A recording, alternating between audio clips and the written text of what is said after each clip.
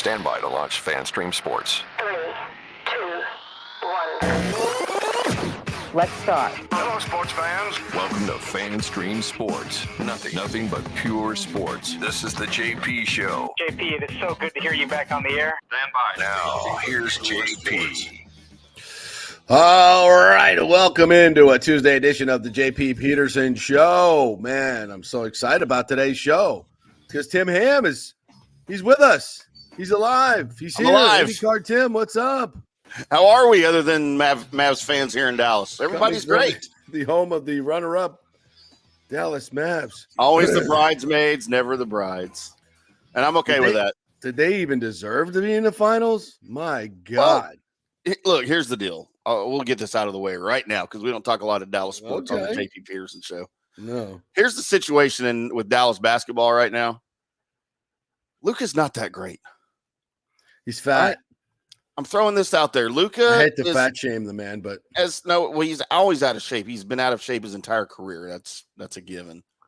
But as awesome as Luka is on offense and as incredible as the numbers are that he puts up, he is horrible on defense. And he is a huge defensive liability. It's just in. Yeah, breaking news for everybody that doesn't watch the NBA like me normally. Yeah. Look, and I love Luka. He's a great dude. He's a crybaby on the court, which I cannot stand. Reminds me of Bruce Bowen and hate that. Duncan. Hate it more than anything. It's hard to root for him. Even as a Dallas fan, it's hard to cheer for Luka Doncic. And I get a lot of crap on my other shows for saying that, and rightfully so. But no, I agree with you wholeheartedly. Not that great. His game is not exciting. And not that it doesn't, not that Jokic's game to me is more exciting. He plays with more energy. Right. He's fit. He's just, and I think Luka could be the same type of player, but he doesn't want it. No. I mean, there's such a fine line between being even a great player and a champion. And he just doesn't have it. He doesn't have it. He doesn't want it. You don't see the desire as a leader of a team. There was no fight in that team at all last night. There was zero fight. Kyrie had capitulated. It was bad basketball for an NBA final, a championship final to be that bad and unwatchable.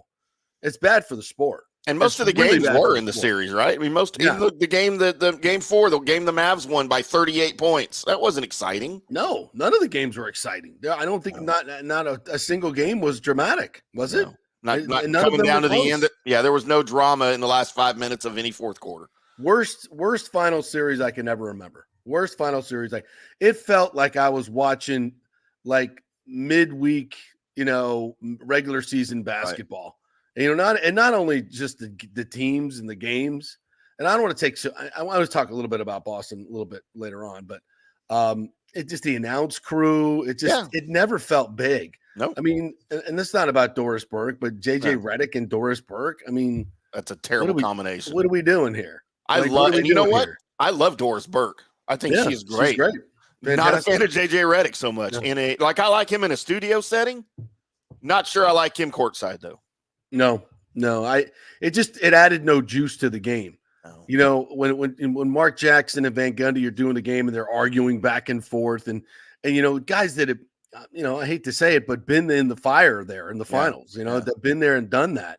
And these guys can feel it, I don't know. It just did. It never felt big, and Steve, I turned it on like last night for a little bit in the background while I'm working, and then Stephen A. Smith, which I'll give him credit. He had more energy than the entire night at halftime, just yelling at the Dallas Mavs to give us a freaking show. Yeah. Like show up. But here's the thing, Tim. This is kind of, for me, a microcosm where professional sports is right now. Yeah. I don't think these guys give a rip about, a majority of them. I don't think they give a rip half the time. They make so much money. They can do whatever they want, whenever they want. All of them have been deified since they were about 11 or 12 years old. And in the covering in professional sports in general, you just see so much of this. What what really brought me to sports was the desire, the outstanding performances, the leave it all on the court. And you'll see that from time to time. There's still great moments, but for the majority of it, it's a lot of Luka. It's a lot of Luka. And I think Boston does deserve some credit here. I think they are a wonderfully talented team. I think they played very selfless basketball. They've got that team is freaking loaded. When they added Drew Holiday and Porzingis, to two legitimate superstars in Brown and Tatum, I mean, that team is look at the numbers that they put up this season. They were second defensively overall. Their offense was, whenever they wanted to turn it on, they're multifaceted. They're so hard to guard. And I do believe they genuinely like each other as much as, people want to try to split Jaylen Brown and Tatum. They genuinely like each other. And I think, and Mazzulla's a good young coach. I mean, he's really got those guys dialed in. And I like his character. I like what he's all about. I hate to say it, but I kind of like this iteration of the Celtics as people, and I want to tip the cap to them. I think we tend to really look at the loser. We focus on Rory McIlroy choking and not enough on DeChambeau, with one of the biggest clutch performances in the history of golf. I mean, are you freaking kidding me? So I do want to give Boston their flowers. Yeah. But still, that was freaking boring. That was awful. It was awful to watch the whole series. Well, and I've been a critic of Jason Kidd as a coach for a long time. He's my favorite Mavericks, my second favorite Mavericks player of all time, probably right behind Jimmy Jackson, which came from that same era. But as a coach, I've never been impressed with him as a coach. I did not like the hire when they hired him. I just didn't think it was a good fit. You went from Rick Carlisle, from being the dictator, it's my way or the highway. Listen to me or leave. Walk out the door if you don't like what I'm saying, to Jason Kidd, who wants to be everybody's best friend. Yeah. And that's not always the best thing for you. You need something in between. In between. And, I know the Mavericks, I predicted before the season started, they'd miss the playoffs, and they would have, if not for a stupid 16-2 run right at the end of the season to get into the 5th seed. And then of course they get hot through the playoffs, which is great. But when you get it into the finals and you face a superior team like the Celtics, you get out-coached, man. He was just flat out-coached. He was out-coached in some of the other series in the West, too, but they won. But Jason Kidd, I'm just not high on Jason Kidd. I'm not very high on Luka right now. I wasn't a big fan of Kyrie Irving until this year. He had a great year. He had a great year. He didn't have a great finals, but, man, he had a great year, and he had a great playoffs until they met Boston. And he said he loved it, had fun. It was a spiritual awakening for him. So good, And you know what? He showed me a little something by going and shaking every one of his former Boston Celtics teammates' hands and congratulating them after the game. I thought that was huge of him. And Matt, this is what we do. We give props to something that should be done. Yeah, right. Props for doing the right thing. That's what's expected and should be done. But damn, he did it. Like, that's where we are. Like, all right. Well, all right. That's enough NBA talk. It's like giving people credit, at work for doing your job. Right. Hey, you did your job great. Well, that's what you're supposed to do. I don't have to give you props because you had a good day delivering your auto parts, because that's what you're supposed to do. or on TV, when some guys at the Super Bowl been living on $2,000 per diem for 3 days at ESPN and going to parties and like, thank you for your great reporting this week. You did it. Thank you so much. You did a great job. Oh, it's ridiculous, man. Yeah. Okay. Great. Thanks. Yeah. Big sacrifice. Or even worse, politicians. Thank you for your 35 years of service in Congress, raping and pillaging the American people. We should start giving out awards for that. Let's name an office building after you, since you defrauded the government of gazillion dollars during your 35-year tenure in Washington. Now that you're 105 years old, let's name multiple buildings and playgrounds after your corrupt ass. Talking to you, Strom Thurmond. Racist. What? That's not a fallen police officer or soldier. Let's give your noble service. You've served the public. For what? What did you do? You sat in Congress. You worked 6 days. You turned $180,000 salary into $75 million. Like you should get a freaking stock exchange named after you, not a public school for Or a God's prison. sakes. How about a prison? Or a prison. Do you ever watch Parks and Rec, the sitcom Parks and Rec? Oh, it's one of my favorites of all time. You know, all time. It is. It's great. And so she's Leslie Knope's on the city council, and they've got the oldest city council member that's on there. I can't remember his name. Some old dude, Milton. And she introduces him once. She goes, "Milton's been in office since the 40s. He was a member of the Dixiecrat Party. They tried to reintegrate baseball." That's what I think of when I think of some of these guys in Congress. And they're fucking leading our country. They can't even walk. They can't even see. Oh, yeah, he's so running the country. Oh, okay. Oh, we're so in good great. shape. Black Swan event coming. Can't find his way off of a stage to say we got life. A great and people trying to spin that. Oh, how do you spin that positively? Dude, like when you say it come out of your on TV and you're like, oh, you're like, do you? We know you don't believe that. Like, who are you trying to fool? You're a bad liar. They're all bad liars. Like, I hate to say it, but my little stepkid here, he does it all the time. It's like he'll stomp up the stairs or like do something right in front of your face, and I'm like, you just stomped up the stairs. No, I didn't. No, kids are the worst. I just watched you. No, I just saw it. We'll talk back to your mom. I didn't. I just watched it for 10 minutes. What are you talking about? No, I didn't. Okay. Anyway, well, we got off track. All right.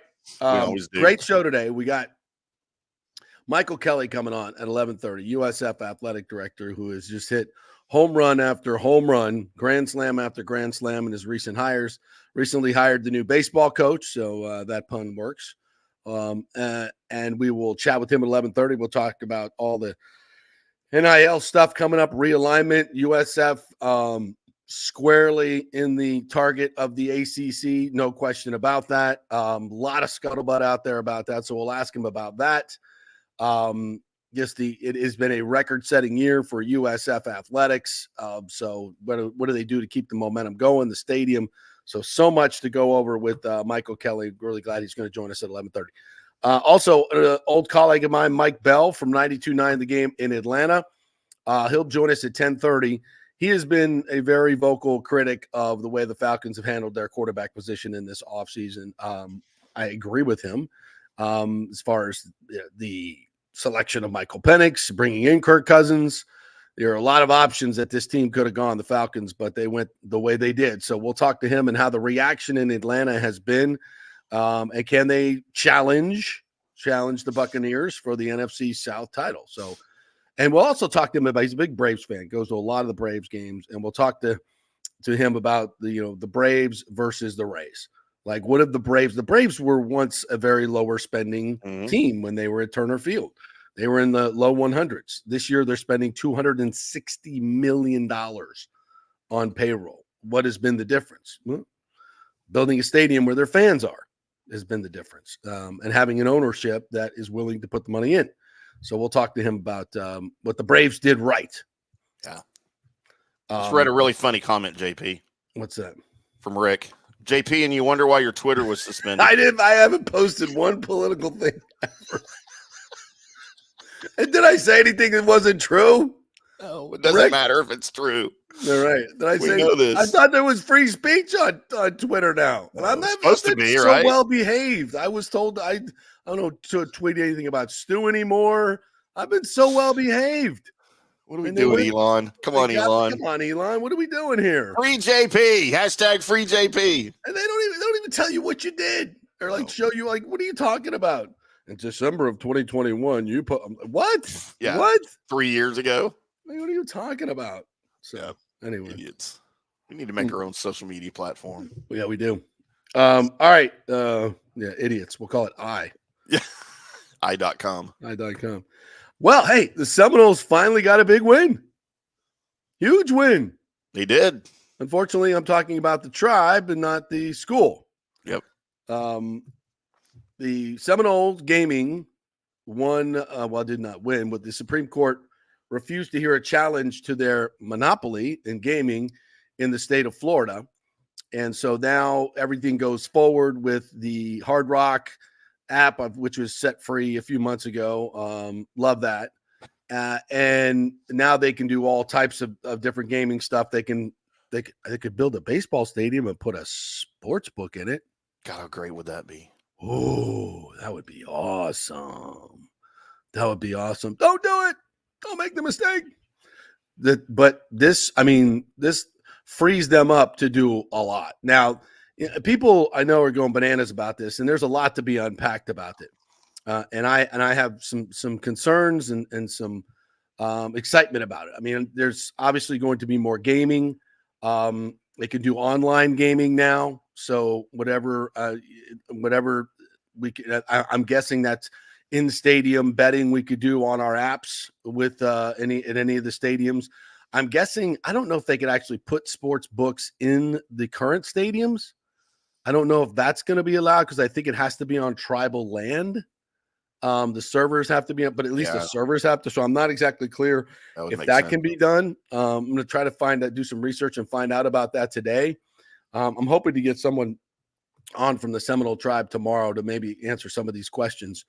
But it does, it is a huge financial windfall, we believe, for the Seminole tribe. But people don't forget that $500 million, they have to pay the state $500 million a year.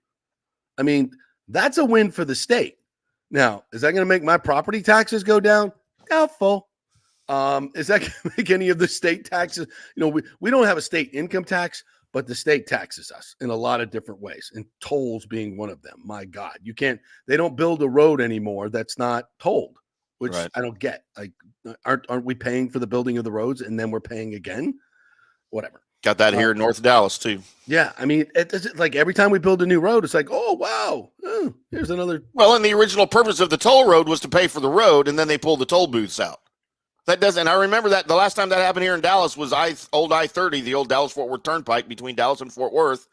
In 1979, the road was paid for, and they took all the toll booths out. It's just a freeway now.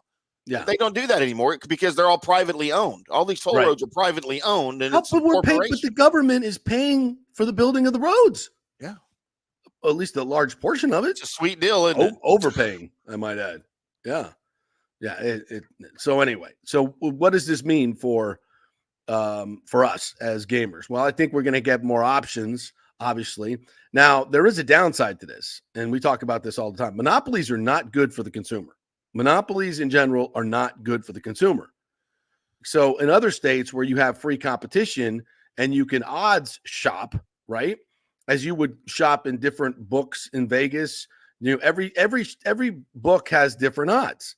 Right. So you won't be able to shop around and get better odds. I mean, if they want to take a 20% VIG, I guess they could. So in every monopoly situation, there is some type of board that oversees it, like for electric companies and public service companies. We have a public service board that oversees, if they want a rate increase, they have to go before the board and get and see if, and get it voted on if it's okay. And of course, they just put money into the back pocket of the people that are voting on it. Shocking development, in my opinion, allegedly. And then, so there is supposed to be will there be regulation? Will the Seminole tribe be compelled to offer similar odds that DraftKings, Fanatics, and some of these other MGM are offering? I would hope so. If you're going to give a monopoly, there has to be some regulation. So while, everybody wants to jump up and down, let's, slow the roll a little bit here. Now, you go on the Hard Rock app, from what I can tell, their odds are very competitive now. But now that they have, quote, competition. Right. Yeah. And then, by the way, there are offshore sports books that you can use, and people do that. Yeah. There's always Everybody been offshore. Does. And I may or may not have one. There are so there's a lots of them. So you can still do shopping. Is it, quote, legal? No. Does it work? Yes. So there still is some competition, but that's not legal competition. Right. So there's a lot still up in the air. I love the idea that the fact that, we're going to have more options for gaming. And, is there, I know, and we've reported to you before that the Seminoles were at one time interested in working with the Rays and putting a baseball stadium across I-4 at the fairgrounds and having a bridge over that, making it a big resort. I mean, this is something that was on the table, has been thought about, been talked about. There's been work done on it, feasibility studies, et cetera, et cetera, et cetera. There is obviously an option here where the state could, that is state-owned land. So they could trade out that land and make it part of the reservation, and they could grow that whole thing into something that is flipping unbelievable, to be quite honest. And when you look at its geographic location between the 17th largest market in Orlando and the 11th largest market in Tampa, you're talking about within an hour's drive of the state fairgrounds, 8 million people, 8 to 10 million people. And oh, by the way, another 50 million that visit every year in terms of tourism. Actually, that's just Orlando. So if you combine the Tampa and Orlando visitors, you're probably up to 80 million, I would say. So if I'm the Seminole tribe and I'm saying to myself, this looks very interesting. And what would you spend to hub it with a professional sports team that's going to be in business 81 days a year, and also build a facility on there that is better than our current amphitheater? Amphitheater. God, it's bad. It's bad. It is pretty bad. Have you been to the Mid-Florida Amp? No, Carnival? I've seen it. No, I've seen it though. Yeah, folks, we can do a lot better than that. We can do a lot better than that. Seen some great concerts there. But yeah, we could do a lot better than. I mean, and you start to just imagine if you will, an actual public-private partnership that, and I would suggest that the Seminoles would make a very large investment, and that's just, that's the cash cow that you need to make a deal like that work. And can you imagine what your payroll might look like if you have a Rays world, a Major League Baseball team hubbed at that particular juncture with all the tourism and the gambling? I mean, are you kidding me? That'd be pretty special. It wouldn't be under $100 million. I can tell you that. And because you would be making absolute investments if you're bringing in star players as part of it, and now does that Major League Baseball want to get involved with gambling in that way? Right. I don't know. Like this, look at the NFL. They never wanted to, and now they're in bed with every, FanDuel, Fanatics thing you could possibly look at. So I think it's just inevitable. And, and this just in, Shohei Ohtani didn't bet on anything. That is so laughable. And he's just going to get off scot-free. I don't even want to get into that. He already did. Yeah. That interpreter stole all that money. All by himself. Shohei had no idea. They spend 24/7 together, those two. They're joking around, loving on each other all the time, bro. And he even goes to ESPN and tells them the whole story. And then they're like, the attorney's like, oh, we need to retract that hour-and-a-half interview that was done. Can't say any of that. Yeah. Yeah. And why did ESPN agree to that journalistically? God. Oh, they're the major rights holder of baseball. Oh. Shocking. They have no journalistic integrity at ESPN. It doesn't even exist anymore. I'm not exactly sure you get kicked off Twitter for using those words in the same sentence. Journalistic integrity. ESPN. What are you doing? What are you doing? So anyway, it's an interesting development, obviously, for us. And I don't know. Let's see where it goes. It's exciting for the state of Florida. At least it should be for you guys, Yeah. And I think, sometimes be careful what you wish for, but I think in this sense, it's a good deal for Florida. I think it's a good deal for the state. I think it's a good deal for it can be a good deal for consumers. It could be an unbelievable deal for the Rays or baseball fans in Tampa Bay. Yeah.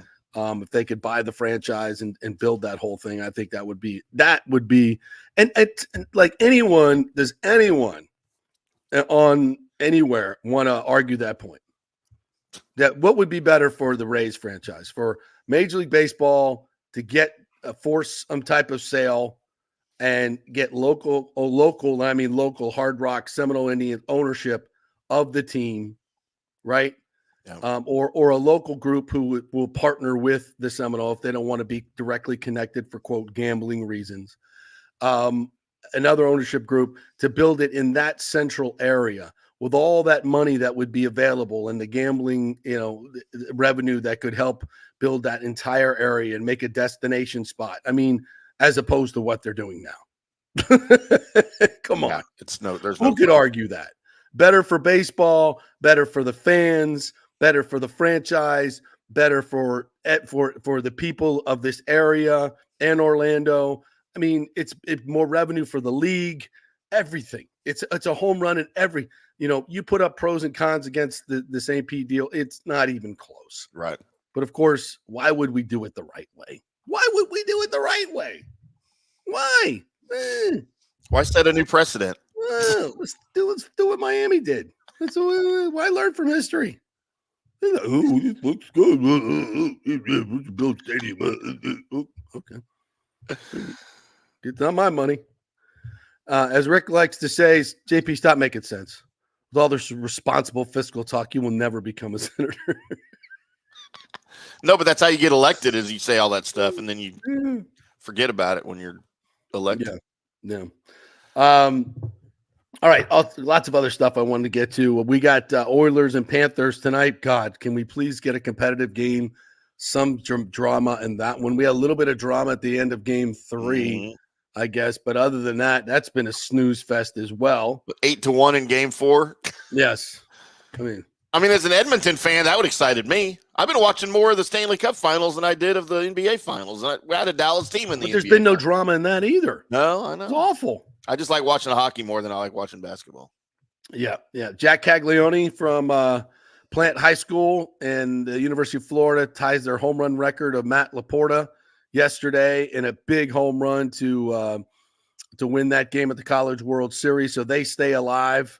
And they will play tomorrow. FSU plays today against UNC. The winner will get Tennessee again, which FSU already beat once, but was not allowed to win the game because of another terrible call. We don't need to relive that. But so FSU will be playing today at 2:00. We'll be watching that. I want to get into that. The Rays start a series, and we have some very interesting numbers from the WNBA I want to get into in a little bit as well. So lots to do on the show today. We'll be talking some Bucks as well. As I mentioned, Mike Bell from 92.9 The Game in Atlanta will be joining us here in our next segment to talk Falcons and Braves vis-a-vis Buccaneers and Rays. So we are brought to you by the Jeeves Law Group, JEEVES lawgroup.com. Scott Jeeves, our good buddy, will represent you vigorously and intensely. So if you've been in an accident and you need a pit bull of an attorney, go with the local folks, the Jeeves Law Group. They know the local landscape, and they are tough, and they are trusted, and they get results. Jeeves Law Group, JEEVES lawgroup.com. And, of course, presented by Hydrate Heroes. Got my Hydrate Heroes right here. Got to go get it in my cup. And go to tryhydrateheroes.com. Get your free 3-sample pack, which will make you want to buy the 30-pack for $29.99, less than $1 a serving. That's my FSU math. All the good stuff, none of the bad stuff, 5 calories per serving, all kinds of good electrolytes, a mushroom blend that will really, really make you feel better. It's worked wonders for me.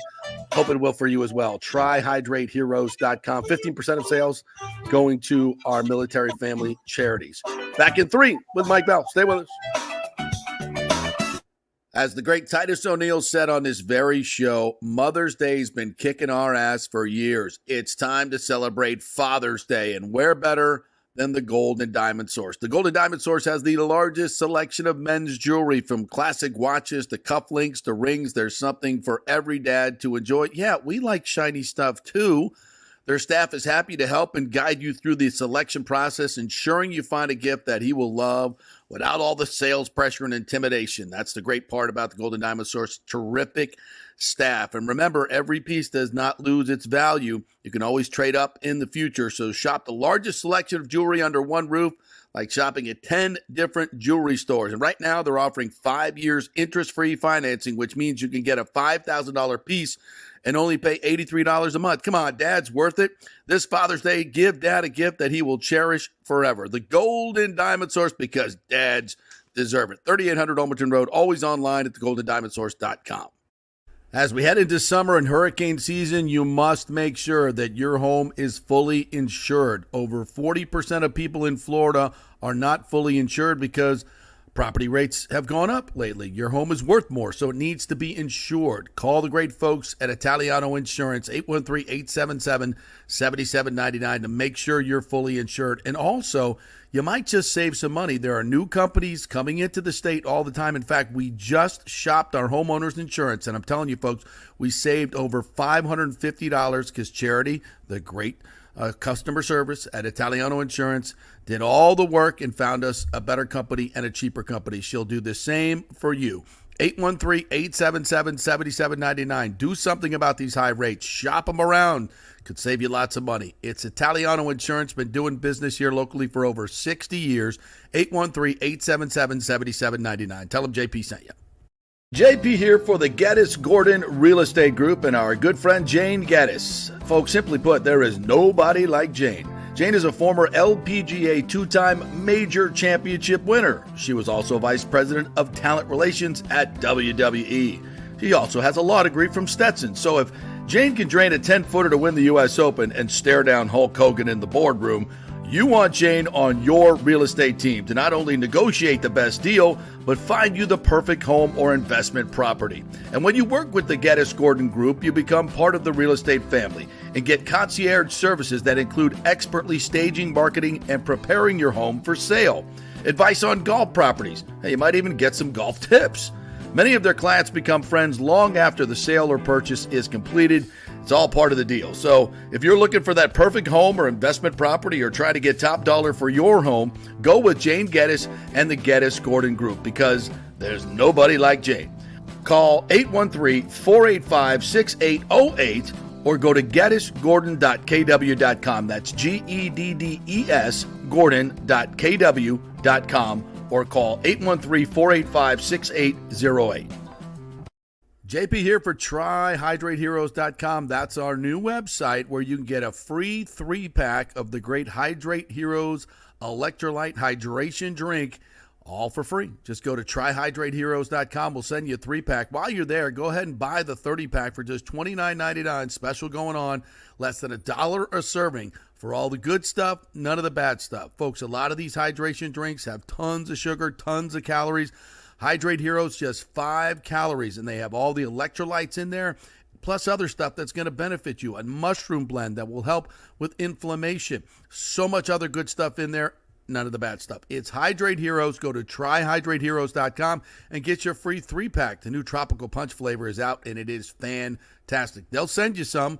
Just go to TryHydrateHeroes.com. Get all the information there. Pick up a 30-pack as well. TryHydrateHeroes.com. All the good stuff, none of the bad stuff. Let's go. Right now, back to the show on FanStream Sports. All right, welcome back to the JP Peterson Show while we await the arrival of the King of Atlanta Sports. JP, I have a programming announcement. Okay. We need to let everybody that listens to and watches the JP Peterson Show on FanStream Sports. We also, today we're trying something different where we are broadcasting on TikTok. On the FanStream Sports TikTok channel. If you're not following and subscribed to it's free, to the FanStream Sports TikTok feed or channel or paid, whatever the hell you call it. Mm-hmm. Go over there and do that now. Just search for FanStream Sports. You'll see the familiar circle logo there and go subscribe and follow us. We've got about 200 people watching us right now on TikTok. Nice. Yeah. So Maybe all the kids will be watching Michael Kelly, their athletic director, on it. Probably so. Yeah, I'll make sure we post on there that Michael Kelly, the FSU athletic director, is about to join us. The USF athletic director. What'd I say? You said FSU. FSU. I'm dyslexic. Michael Alford, by the way, will be hopefully joining us here soon as well. As soon as FSU gets done with the College World Series. As soon as we win the College World Series. You never know, man. You never know. Well, we've been there 24 times. Yeah. If you lose your first game, if you're a numbers person, you'll love this. Somebody posted, I forget who to give credit to, so I'm sorry. So if you lose your first game, you have an 11% chance of winning the College World Series. Really? 11. I still feel like that's pretty good. No, it's not. It's 1 in 10.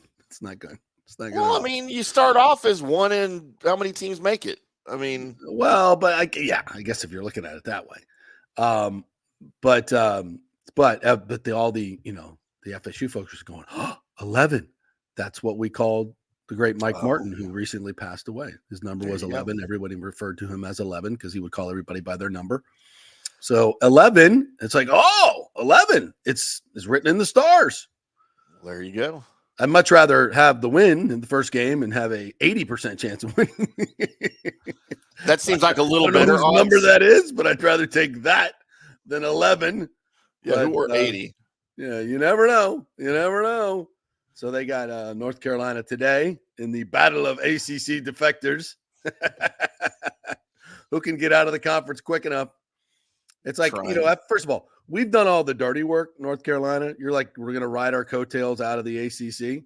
So, could you please dutifully roll over today and let us win and move on? And just give it to them. Yeah. We took it up the floopus for the conference for the football deal. So now you take it up the floopus. I think that's only fair, right? Yeah, and touching on death a little bit, not to get back to the NBA and the finals, but speaking of death. Yeah, speaking of death. Of course, the great NBA legend Jerry West passed away, last week. Yes. And I'm sure we talked about it here on the show at length. Yes. We talked about it on our other shows at length. But did you hear, and this is pretty dark, but immediately I read something, it was probably on X, that Jerry West would rather die than watch the Celtics win another title. He did say that. He actually said that into a microphone. Well, think about it. He went to the finals how many times against them and lost? Like 6, I think? Yeah. They couldn't beat the Celtics back then. They could not beat the Celtics. I mean, it was unbelievable. My first basketball team that I loved was the Lakers. Like, I was a Lakers fan. Yeah. Wilt Chamberlain. I think I rattled it off the other day. Chamberlain, West, Gail Goodrich, West and Gail Goodrich in the back, Happy Hairston and Jim McMillan up front, and Wilt Chamberlain. Yeah. How about that? How about that? Right there. That's not a bad lineup, is it? No, not the 1973 world champions right there. Right. Finally broke through, but they beat the Knicks for that, if I'm not mistaken. Yeah. They didn't beat the Celtics. Right. So they could, West could never get over the hump on, and he was the last guy to win MVP on a losing team. He averaged 38 points a game. Imagine 38 points per game and with no 3-pointer. Yeah, can you imagine what his point totals would have been with a 3-point line? Yeah, especially as good a shooter as he was. Yeah. So you're thinking at least he would average probably 40. I probably averaged 5 made threes. Oh, at least. Yeah. So that kicked that up to about 43, 44 points a game as a finals average. Yeah. Nobody's doing that. Nobody's doing that. All right. Without further ado, let's welcome in the man, the myth, the legend from 92.9 The Game in Atlanta, my former colleague, the great Mike Bell. What's up? What's up, Mikey? Oh, you froze. You froze. There you are. Now you're live. Live. Yeah, man. It's endless, man. Don't get married. Don't get a house for all the kids out there watching JP. I got a friggin' honey-do list a mile long. Look at this. I mean, this is my life. Walking out of Lowe's, Home Depot, sweating your ass off. We've got some toilet to install today. What are you doing? He's freezing is what he's doing. Freezing what you're doing. It's so hot out there. You can't even get a signal in Atlanta. It's like 110 Lord. On the tarmac. You zipped out on us. That's a good way to freeze, though. That's a good smile right there. It is. That is.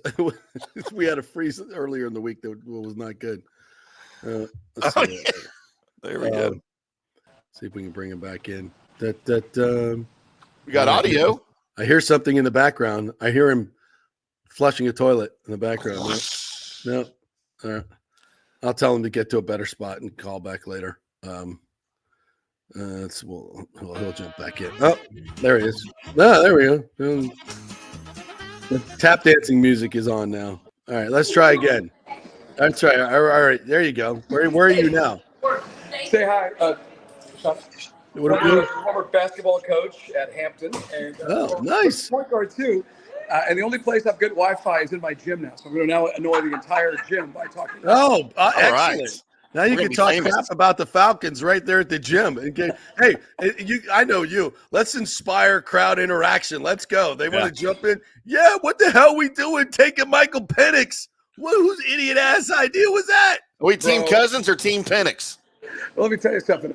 I was Team Cousins, and then, of course, we drafted Penix, which I got to be honest with you. This city, it's so bananas. You got everybody, not everybody, but a big portion of the fan base still misses old Mike Vick, and they'll only accept a quarterback that is of their alignment. So when we got Cousins, we actually had to convince some of our audience we got the best free agent quarterback available, right? And then we go and get Penix, and now guys are like, oh, it's brilliant. It makes perfect sense. It's like the city has been gaslit, like it's Stockholm Syndrome. Everybody outside of 285 realized it's the most stupid decision in the history of the NFL. But this is Atlanta. But it's, long story short, JP, if we're perfectly honest, I think Terry Fontenot, and I really do believe this came from above his pay grade. I think this was an Arthur Blank move to never be in that hell we were in the last 2 years without having a quarterback. Yeah. And so now we've got redundancy like we've never seen. Right. Even though we need edge rushing, we should have just drafted Penix and spent free agent money on edge rush. Right.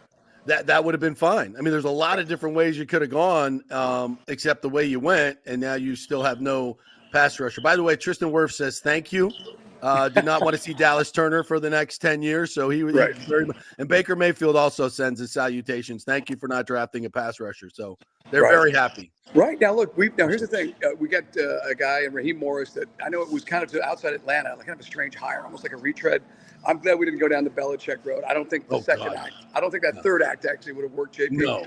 But in the case of Raheem Morris, the team loves this guy, super energy guy. He's almost like Dan Quinn with, I don't know, dialing down the rhetoric. He's definitely an energy guy. But coming from the Rams, they went and drafted some real fire breathers in the third round.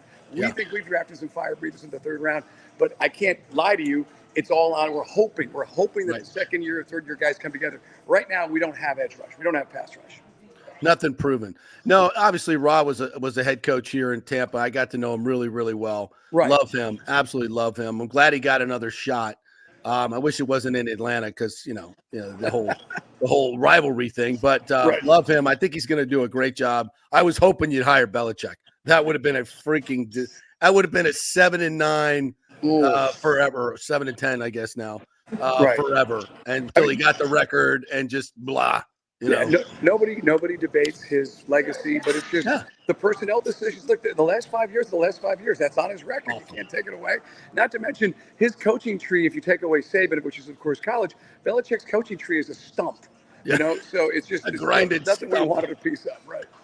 Absolutely. So, so the Falcons go into this season still searching for pass rush, but an offense with Kirk Cousins that should be pretty damn explosive. And how did he look in OTAs? What are the thoughts coming out of OTAs?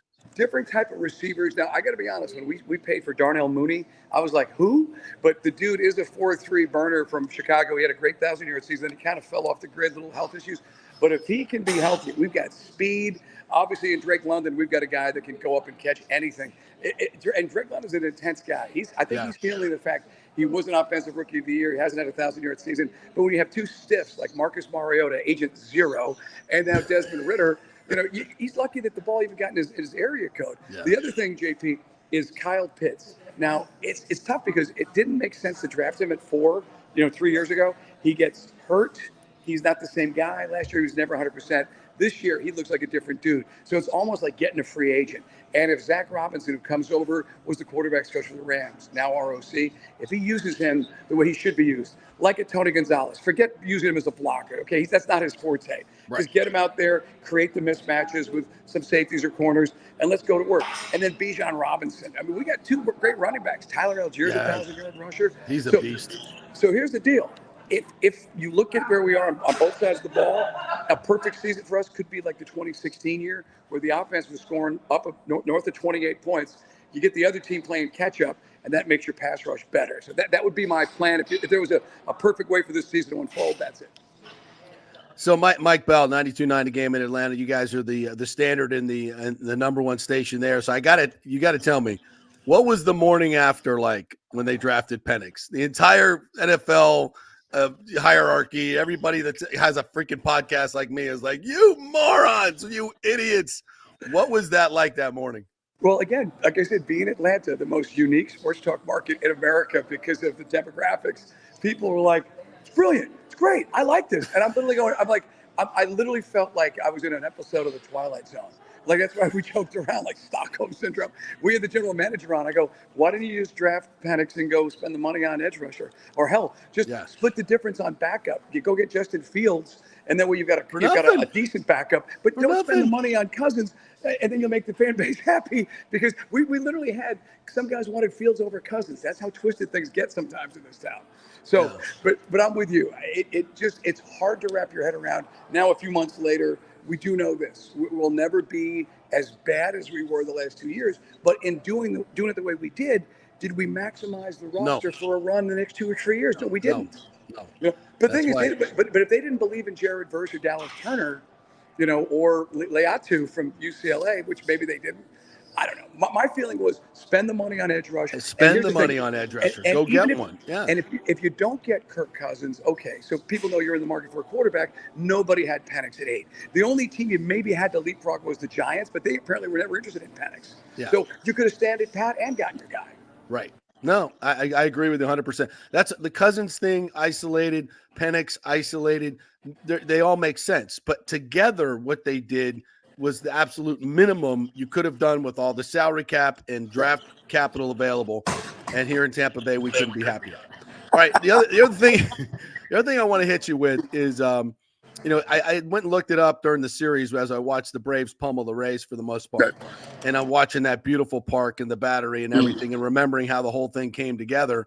The fact that the Braves just moved their stadium to where their fans are. Shocking development. What a concept.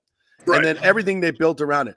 And their payroll went from, I believe, $110 million to $260 last year or this year. $260. And we're sitting here, we've never cracked $100 million as the Rays, and we're about to make a huge mistake and build a stadium in the same location. Can you kind of encapsulate what the Braves have done in the last few years to win a World Series and how they leverage this stadium to make that happen? Well, first off, we got a great general manager in Alex Anthopoulos. And it's funny because for years, the parent company, Liberty Media, I've kind of taken a page out of your playbook, JP, saying, what are these guys going to spend some money? They always have like a sort of a self-imposed salary cap. We're Atlanta's the 7th. Next census will be the 6th largest market in the country. Let's go. Let's spend accordingly. And you really can't argue with that. Liberty Media, by the way, they spun off. They own Liberty. They own Formula One and the Braves. They both spun off. They're their own entity now.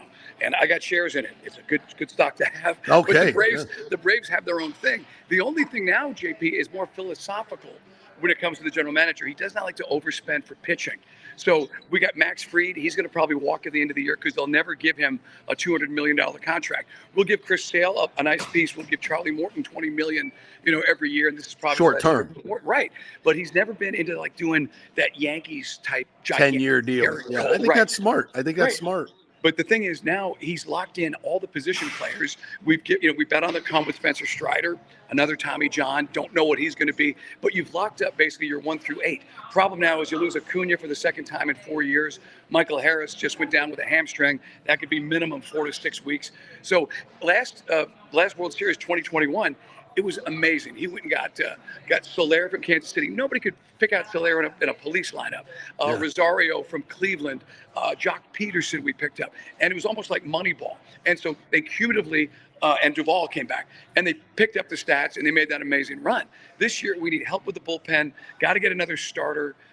You're going to have to get a position player. The question now is, can the Braves keep their head above water, stay alive as like the number 1 or 2 wild card until you get to the trade window? Because I think this might be a year where they're going to have to take on some salary instead of doing it on the cheap. Can't argue with Anthopoulos. Next year, JP, with all the contracts kicking in, we get into like top 3 in payroll, which is someplace the Braves have never been. But again, as you said, they're generating a ton of revenue with the ballpark and the Battery. Yeah, that's the key, right? And that's just packed all the time, right? Yeah, I mean, remember when they said it was too hot for an outdoor stadium, parking would be, traffic would be crazy. They kind of figured it out, didn't they? Brother T, let me tell you, we were literally like, this is the stupidest place you could ever be. It'll be you'll never get there. I've never missed a first pitch leaving from Midtown Atlanta, 285 and 75. Yeah, it can be a brutal corridor at times, but I got to be honest with you. It's been an absolute hit. Matter of fact, if we ever got hockey here, I'd put hockey across the street at the Cobb Galleria, which is a mixed-use spot, which is kind of dying on the vine. But the location has been great. The Battery has been packed. I granted that when you don't have baseball, say, well, how do these guys survive? It's its own scene. Bars, restaurants, you get a big theater with big time music acts that come in. So it's been totally viable. All right. What else going on in Atlanta there? Well, just waiting to see what the Hawks are going to do. I know NBA and Tampa Bay is like, well, you don't talk NBA, but we do have the draft coming up. We got the number 1 pick for the first time in organization history. We have Trae Young and we have DeJounte Murray. They brought in another point guard to help out Trae. Hasn't done anything. So a lot of fans will send Trae to the Magic. We'll take it down here. A lot of folks, man, I tell you, Trae, it's a lightning rod. People either love the guy or hate the guy. I say he's the same guy as Luka. He's gotten coaches fired, doesn't play defense, tremendous scorer, also very aloof, like all players in this generation, super passive aggressive. So I think they'll keep Trae, move DeJounte, and we'll just see what they can do. But this management team is not impressive. We've gone backwards since going to the conference finals. Yeah. All right, last question. I know you got your FSU hat on. Not the last question, because I have one too. Okay, you want to vent about our Knowles? Especially, we got screwed again at the College World Series. I mean, are you freaking kidding me? Well, I mean, look, the check swing thing, if you're going to beat the number 1 seed, that you can't underestimate how huge that would have been to send the Vols into the losers bracket, and then who knows where you go. But again, these aren't professional umpires. These are college umpires. Yeah, and I don't know if the NCAA will ever have the cojones to start going the way MLB does with the minors.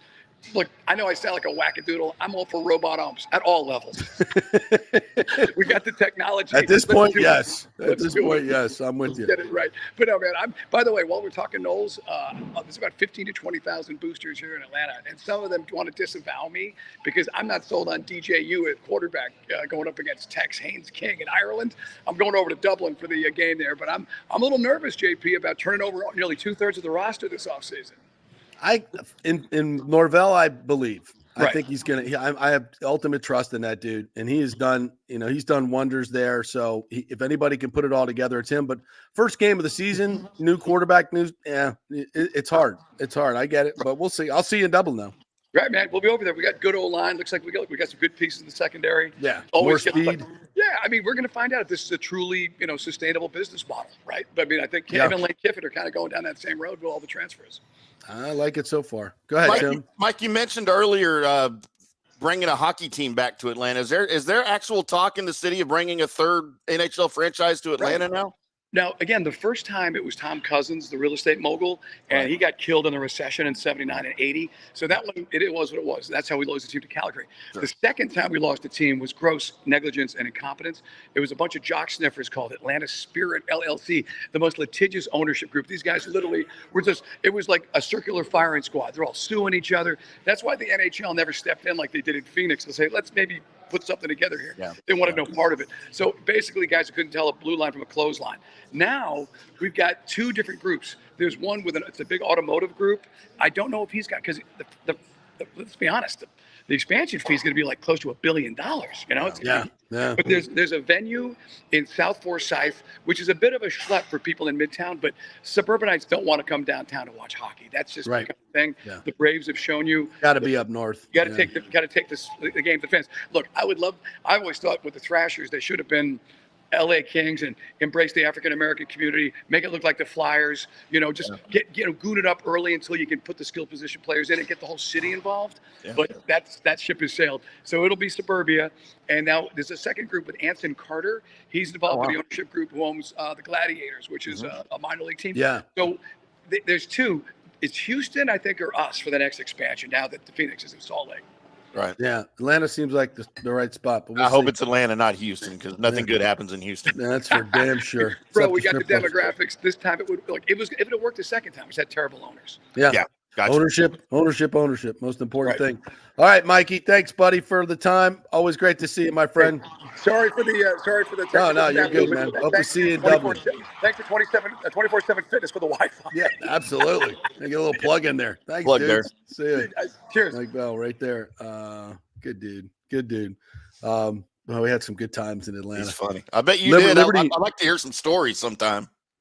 Well, Mike was involved in something with a guy by the name of Steak Shapiro. Do you remember Steak? Mm-hmm. Steak. Well, they famously, it's actually how I got my job in Atlanta. They had an incredible morning show. It was just dominant in the market. In the 790 The Zone, they just, they built it themselves. A bunch of on air guys in the 90s went out on their own, went and got some financing, and built this thing out of nothing. And it was a freaking wild west show with all the strip clubs in Atlanta involved.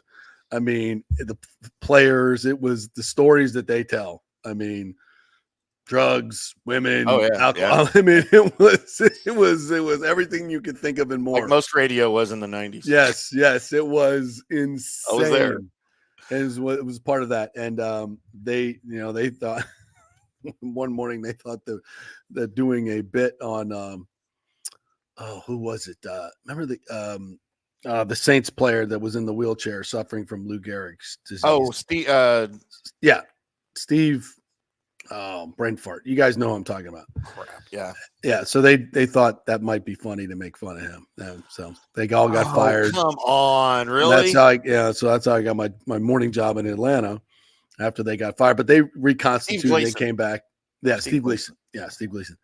And so I worked with Mike. Mike did the afternoon show, and I did the morning show. And we were wildly successful, but we had a great time. It was really, really fun. We were on trying to remember the Sports South simulcast. So we had just huge audience, absolutely huge audience, and we kicked ass for a couple of years. I mean, literally, I think we were number 2. There are 3 sports shows in the market, and I think we were number 1 in the mornings after about a year. And we're all, kicking out. This is on an AM station. Our competition was on the FM. And so we come into work one day, or they call us in and say, hey, we got a staff meeting, and there'd been a lot of talk about us getting an FM stick, and we were like, and then all our ratings are up, and everything's kicking out. We're all kicking ass, and so they bring us into a conference room, Mike and all the talent, and there's an attorney there with a stack of papers. No. Yeah. And they say, hey, our GM's like, hey, you guys have done a great job. The reboot could not have gone any better. Ratings are fantastic. And we're all like, what are we which way are we going here? Like, what's happening? And he's saying all the great stuff and rattling off all these numbers. But the parent company, which at the time was not Liberty Media, but an insurance company of some sort. Okay. After, they were like, they just don't have the stomach to do the sports radio thing anymore, because, that was 2015, I believe. Right. It was just kind of when, political correctness or the canceling, just started to get to a ridiculous, it was just the beginning of that, and just didn't want to deal with the pushback from anything, that something was said and it goes viral, and now they got a lawsuit or whatever. Jefferson Pilot was Okay. our parent company. And I just didn't want to do it. And it was like, here, see the attorney for your severance packages. Oh, And then we're all just like, but I mean, that's radio for you. what? We're Radio like, people what? don't own radio stations anymore. You know, you don't have that latitude anymore. And it's terrible. I hate that. No, the corporations don't have the stomach for it. No. And yeah, it's sad. I mean, where the radio business has gone, we could go on all day about this. Yeah. And because you were, you as, and not so much me, I kind of got into radio 2011, I think, when I first started this show. Or actually, no, it's 2009, as I was, I could see what was happening at local television, because of the recession. Local TV stations were cutting back and sports was the first thing to go. So I could see that coming. So I started to do the radio show and get in when I was producing my own show, working with 1010 Sports here in the local market. And we did really, really well. Did really, really well. And we had a small AM station, and we did really, really well. Nice. And, and then I went to Atlanta. Just been a very, very interesting ride, but where it is now, Mike works for corporate radio up there, and it's, they're constantly having to fight these battles. Yeah. It's just different. It's just different than it was back in the day. You're absolutely right. And of course, the downfall, for a little inside baseball here, most of the local stations were allowed to be purchased by one entity. Mm-hmm. And I'm trying to remember when that was. There was an entity I'm trying to remember the entity too. My freaking brain farting all along. I think it was Cap Cities, a part of derivative of that. Anyway, this huge hedge fund investment firm went out and bought up all, once everything got deregulated, bought all the local stations, and then basically consolidated them into one big syndicated programming network. So all the local jobs were just tossed out, and everything became syndicated. So you got the same homogenized bull crap that so they could control the message. Basically, you don't have all these local people with individual ideas and individual brains putting out their stuff. It's going to be all, you step out of line, you're fired. You step out of line, you're fired. We're going to have this is corporate America. This is monopolies. We're allowing this now. And there went the local radio business. Yeah. It stopped being about personalities, which was the draw to local radio programming, right? I want to hear this guy. I don't care about what he's talking about. I want to hear this guy. He's my buddy. He's my friend. I listen to him for 3 hours a day. Right. Yeah. And it came down to less about the personalities and more about the content, which could be standardized when you own 100 radio stations across the country. Now everybody can talk about the same thing. We only have to pay one guy to do 100 shows from 12 to 3 instead of 100 guys to do one show from 12 to 3, and we can control the content easier. So it's a bad product. It has been for a long time. As we said, monopolies are not good for consumers. They're just not. They limit choice, they limit opportunity, they limit competition by definition. And that's not capitalism. That's not the way it's supposed to be. And we have that problem across all industries in America right now. I mean, there's just way too much consolidation that's been allowed, and that's by design. That's by design. Yeah. As our freedoms get taken away bit by bit, little by little. Yeah. And nobody seems to be that worried about it. Nope. James says, yeah, but you guys are doing a great job with your platform. I mean, I never, ever think about turning on the radio in Tampa. So how 620 still survives is beyond me. Well, I mean, they are 19th in the ratings consistently. So there you go. And you just look at where, that station has gone. I have some good friends that work over there, and I wish them the best. There are also some people over there that I don't wish the best. And they probably feel the same way I know they feel the same way about me. Yeah. But no, it's just, they don't have anybody, with all due respect, they don't have anybody over there that's ever been an anchor on TV or a beat writer or played the sport. Mm-hmm. They just don't. You look at every other radio station across America, sports radio stations, especially ones that have the only sports radio station in a major market, they have a lot of top talent. And these guys that have been there, big names that have played the sports in all these big cities. And here they struggle with revenue because of a lot of different reasons. But because the content's bad. That's why.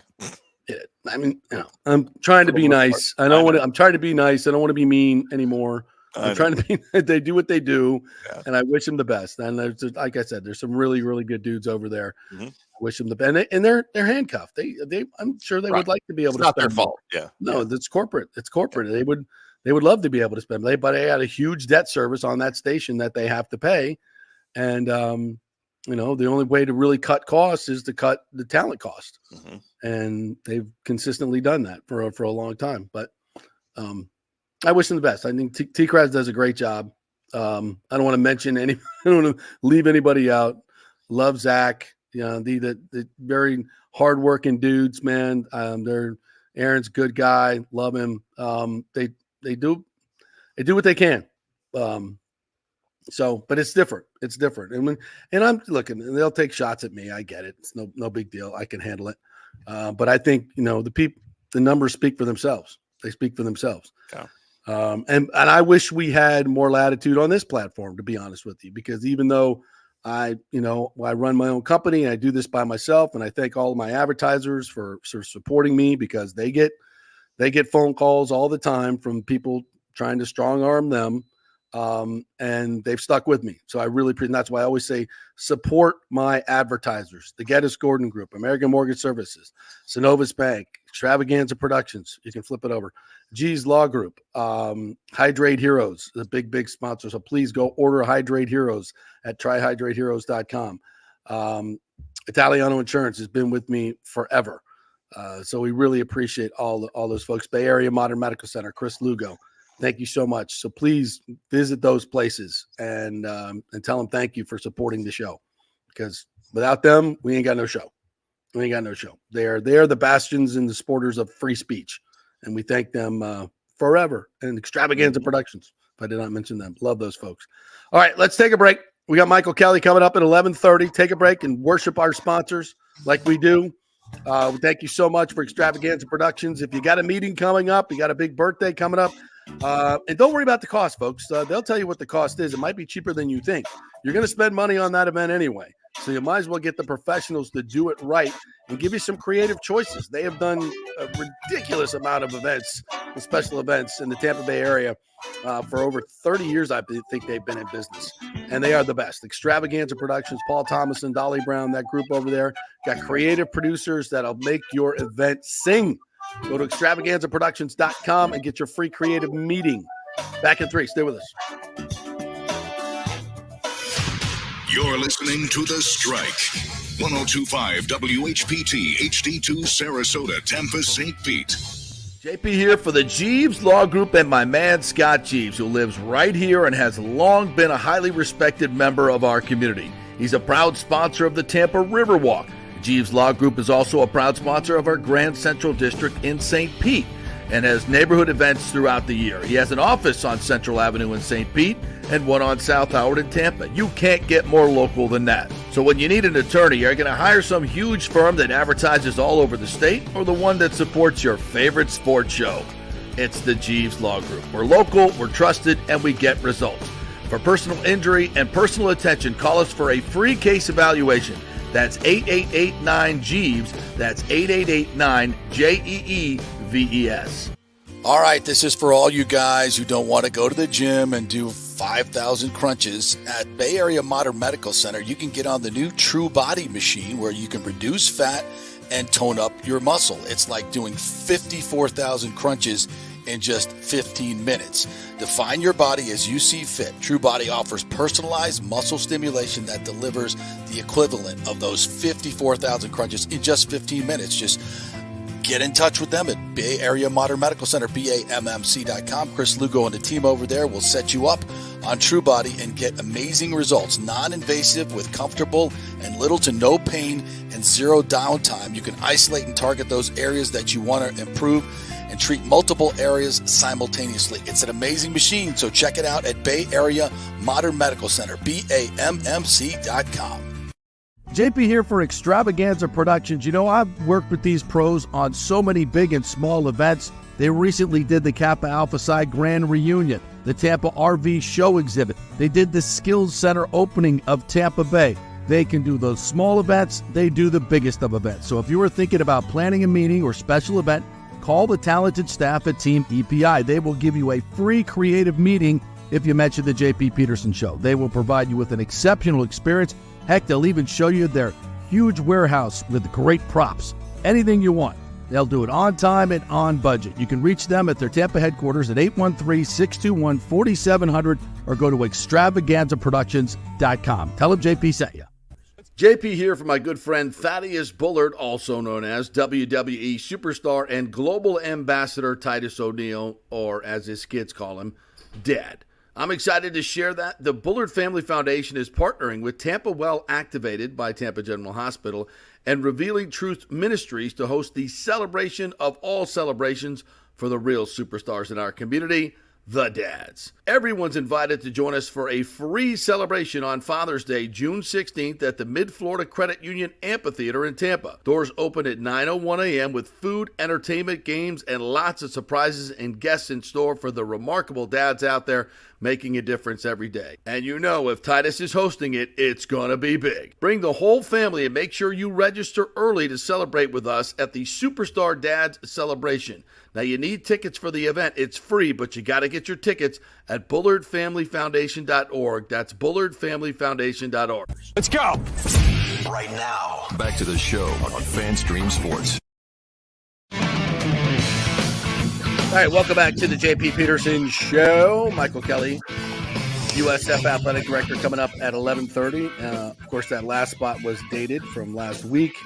But shout out to Titus for putting on an amazing event. Saw Rondé Barber there. Chad Chronister was there. A bunch of us proud dads were there. And he did a great job celebrating us fathers. And I wish a few more people would have turned out. Free food was awesome. Like real good food truck food. You ever had those grilled cheese? Yes. At the food truck, the melt mix or whatever the guy was awesome. Yeah. Had some nice barbecue. He's got a lobster roll food truck that rolls around Dallas here. That's just amazing, man. See, seafood from a truck, dude. I am telling you, this is legit. These food trucks are awesome. I mean, they're like rolling kitchens. So I mean, it's not like. But sometimes I'm like, man, you've been sitting out here all day and you got your lobster in there. And it is amazing. They have refrigeration in these trucks. $17. I mean, they're not how much? $17 for one lobster roll, and it's worth every penny. I mean, can we talk about prices for just this? I mean, by the way, we have to. First of all, we should explain to everybody the reason the spots are behind is because of me. So let's put the blame where it belongs. Right. On the spots being behind. But anyway, yeah, we can talk about prices all day. You had to go see a cardiologist, Tim. So let's make sure everybody knows that he's working with about 30% yes blood flow, especially to my brain. To your so we get what we we pay for, right? Exactly. So that's all right. We'll get it all right tomorrow, hopefully. Yep. We got some new spots to get in. And by the way, if you'd like to advertise on the JP Peterson Show, this amazing show, you just hit me up, JP at the jpppetersonshow.com, and we'll send you over some very affordable options for your business. Hey, Hard Rock guys, let's go. Get on board. You need some of that Seminole Hard Rock money. Come on. We talk. You have your own gambling segment every day. Anything you want. Come on. If you build us a Rays stadium, then you're really we'll definitely partner up. That's a genius idea right there. What a great idea that would be. So thanks. We'll get it right tomorrow. All right. To some of our great listeners, we'll do some comments here. Yeezy says, man, I'm itching for some Bucks. Excited for a season. I think we have a lot of potential. Let's talk some Bucks, shall we? Since my man here, Tim, is writing a Bucks blog these days, right? Mm-hmm, absolutely. Nathan Elliott, by the way, points out, speaking of the Bucks, if Penix is not drafted by the Falcons, the Bucks do not get Graham Barton. I think that's one more pick, of a positional player, but I think Penix probably still goes before the Bucks, to maybe the Broncos. But yeah, I mean, yes, the way they handled it was just with all the cap room they had and the picks that they had, for them to end up with Kirk Cousins and Michael Penix and no real edge rusher is a complete whiff. Right. It's a complete whiff as an organization. If you knew you liked Michael Penix, why don't you save the Kirk Cousins money and go get Justin Fields for next to nothing? Mm-hmm. People want to dump on Justin Fields. He played pretty damn well at the end of this season, had absolutely zero to work with. I'm not here to say he's the second coming, but, for what you paid Kirk Cousins at his age and his injury history, I just don't see it working out. And what the hell has Kirk Cousins ever done besides throw for a lot of yards? Lose a lot of primetime games. Yeah, he hasn't won squadoosh. Falcons better hope they don't play in any primetime games this season. Yeah, no shit, absolutely. So, but you could have, like Mike says, you could have gone out and got Daniil Hunter or one of the best pass rushers on the market, and from a free agent standpoint, and probably another two players for what you paid Kirk Cousins, another edge rusher, a mid-level edge rusher, and then brought in Fields and then brought in Penix, and you have him on his rookie contract. I mean, you could have upgraded that team dramatically, and see what the Bucs did was they went out and they filled every one of their needs. Will all these players work out? I doubt it, but I think a majority of them will. So the Falcons, like Mike said, they whiffed on the opportunity to markedly upgrade their team across the board. And I'm here to tell you, and Trevor Lawrence, we haven't really talked about his contract, but what he just signed. And now you look at the Baker Mayfield deal. Fantastic. How great does that look, right? And look at the Mike Evans deal. Now the Justin Jefferson. Even better. I mean, even the Antoine Winfield Jr. deal, I'm like, that's good too. Even though he's the highest paid defensive back. But when you're saving money in these other places and guys aren't out there to break the bank, could Baker have gotten more money other places? Yeah, obviously. Yeah. Could Mike Evans have? Yeah, obviously. That's what's so special about what the Bucs are doing. You clearly have a group of guys. It's so reminiscent of what the Lightning did. It's like exactly what the Lightning did. When Steven Stamkos took less money, it set the table for everybody else to do the same. Kucherov didn't run. I mean, they're getting paid good money, but they could be getting paid a little bit more other places. But they all decided, you know what? We're in it to win it. And that creates the culture of team unity, creates a culture of togetherness moving forward. You saw it with the Celtics. You see it in every championship team. You see it in almost every championship team. This rowing of the boat in the same direction. There's no guy out of rhythm doing his own thing. Antonio Brown, Deshaun Jackson, none of you don't get any, because if you do, it starts going in circles, and it's no good. It's no good. And the Bucs really have a nice feel right now, which is why they're messing around with Randy Gregory. I have no idea. I don't get that either. Bye-bye. I think that was a distraction waiting to happen. Right. I mean, I understand he's got a legal suit going against the NFL, and you want to kind of get that worked out. I don't think there's any animosity, but, you would have hoped that they could have come to some agreement that they would have gotten his ass to practice for the OTAs, mandatories. And the fact that he couldn't figure that out is not a good sign. And there's really no room for him on the depth chart with some of the guys that they have there. Well, I mean, his contract's 1 year, $3 million base. It could be up to $5 million. Dude, that's money. That's a significant chunk of change for a guy that's probably not going to contribute. I mean, was he probably going to be cut before the 53? Probably. He's not going to make the 53 at this rate. I mean, he's not even in practice. So I don't know. It just seemed it was a weird thing for me. Weird place for him to go. I get it. And why they're still messing around with it.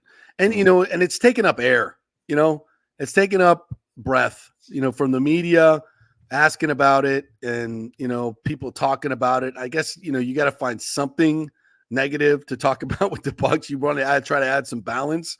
Yeah. But it's just to me, it's a complete non-entity. And I think the team sees it that way as well. I don't think it's a distraction for them at all. I think they're just like, if he gets here, fine. If he doesn't, no big deal, And I think they're going to keep it that way. James says Boston is just so good. I mean, they should win multiple titles. It would have been better had Denver beat Minnesota, but that's basketball. You think Denver was unbeatable and they get beat. Yeah, I thought, and I thought Minnesota was they're just not ready. They're on the come, but they're just not ready. And about the Seminole Indians gambling win, Thomas Casper says Indians are outside antitrust monopoly, especially in Florida. Yeah, I get that, but just effectively, they have a monopoly in Florida. Right. So that monopolies are never good for the consumer. I understand it's completely allowed. I get that, but it's just not. That's typically not great for the consumer. So I wondered. I would think that there's some protections built in there. I would think, but we'll find out more about that as we go along. James says, not for a horrible check swing instead of a strikeout, FSU would have won game one. You're damn right. Yeah. Richie Rich says their app is in states that have competition. What, the Hard Rock app? Maybe, I guess. Can they operate other places? I would think. Yeah. But other places can't operate here. Well, I mean, yeah. Well, I mean, not. Well, that's what the exclusivity agreement is, right? Like it can only be them. Rick says to keep begging, JP, get that corporate teat. Oh, from the Hard Rock, yeah. For the right amount of money. That's just business, right? Yeah. I mean, we got a lot of gamblers on here. With me alone, you're making money. Heck yeah. Nathan says Penix was the first domino in chain of picks that changed because he was taken too early. Yeah, that's true. It kind of was the the domino there. Also says cousin is this generation's Dan Marino. Well, he ain't even close to Dan Marino, bro. He's not even close to Dan Marino. On. Dan Marino was the greatest passer of the football I've ever seen. Yeah, I don't think Justin Herbert's got a great arm, but I'm talking about accuracy, velocity, anticipation. The dude played without an ACL for most of his career. He just sat there in a pocket, just throwing quickest release, short. I mean, just poetry in my watching that dude. Well, it was like, watching a true artist just paint on a canvas with Duper and Clayton and Joe Rose and Nat Moore. And I mean, he was just unbelievable. And it's funny that he's very, he's usually left out of those conversations of the greatest quarterbacks, right? Because, he never got a ring. Well, lots of guys never got rings that were great quarterbacks. Jim Kelly's one of the greatest. All those guys out of that 83 class, right? Well, except for maybe Ken O'Brien and Mark Malone and some of the lesser knowns, but a lot of those guys were great. Yeah, Elway. Who was in that class? Elway, Blackledge, Marino. Todd Blackledge, Marino. Ken O'Brien. Great New York Jet. Who are we forgetting? Help us out there. Yeah, John Elway, Todd Blackledge, Jim Kelly, Tony Eason, Ken O'Brien, and Dan Marino. There you go. Yeah, those guys put up a lot of yards. I think Randy Gregory is getting bad advice. He just got JTS telling him to stay home. Yeah, that's probably it. Yeah, he doesn't need any more competition for sure. No. All right, we got Oilers Panthers tonight. So tonight, for all you folks that were like, "Oh, we gotta root for the Panthers, Florida, blah blah blah blah blah." I'm like, want to keep the cup in Florida. I'm like, okay, if they win tonight, and the Rats are coming from the heavens, and they're skating around with our Stanley Cup, how you gonna feel then? How you gonna feel then, Lightning fans? That's when it's gonna hit you in the pit of your stomach. Not to mention because we used to be able to, when Florida fans came into the arena, we'd point them towards the gift shop and say, if you want to see what a Stanley Cup ring looks like, we got some replicas in there if you'd like to see it. We always had that in our back pocket, right? Whenever they beat us 9-2, it's like, scoreboard, look at the cups. Rings. But, so if they get one, they'll still have less than us, but they'll have one. So. We made fun of the St. Louis Blues for how many years that they never had a cup or rings, well, then they went and got one. It's not fun anymore. Right. Exactly. And this seems to be a fait accompli. So Just a gentleman's sweep. Go have your 8-1. Go ahead, Connor. Get some numbers up there. Now you're ahead of little Wayne Gretzky, and you got your assist record. Good for you. Now we're just going to blow your doors off again and skate with the cut at home. Bring our owner another $10 million gate and be done with it. So pulling for the Oilers on this. I have no idea how much I hate the Panthers. It's not happening. Not happening. I know. I mean, it's like it wasn't happening with the Mavericks, but I cannot. Wouldn't it be fun though if they just won Game 5 and we get a Game 6 and maybe even a Game 7? That would be fun. Like, how about a little bit of freaking drama? All right. Speaking of drama, Michael Kelly coming up in just a little bit. By the way, speaking of drama, starting to see a lot of the Bryson DeChambeau stuff come out. What was going on behind the scenes? There's a clip going around of him stopping in between holes to sign a visor for a special needs kid in a wheelchair. I don't remember Tiger doing that. No. Especially back in his prime. And I'm not trying to pick on Tiger. Tiger was just like uber focused, never really, acknowledged the fans, for the most part and that it was part of his greatness. I'm not knocking him. But it is refreshing to see a golfer like Bryson DeChambeau to be so open with the fans. And look how the fans just absolutely went nuts. I mean, he's turning to the crowd, playing it up, making big putts, hitting bombs. Boy, we'd sure love to have you back on the PGA Tour, Bryson. Sure would be nice to see you every week instead of playing in the Carnival League.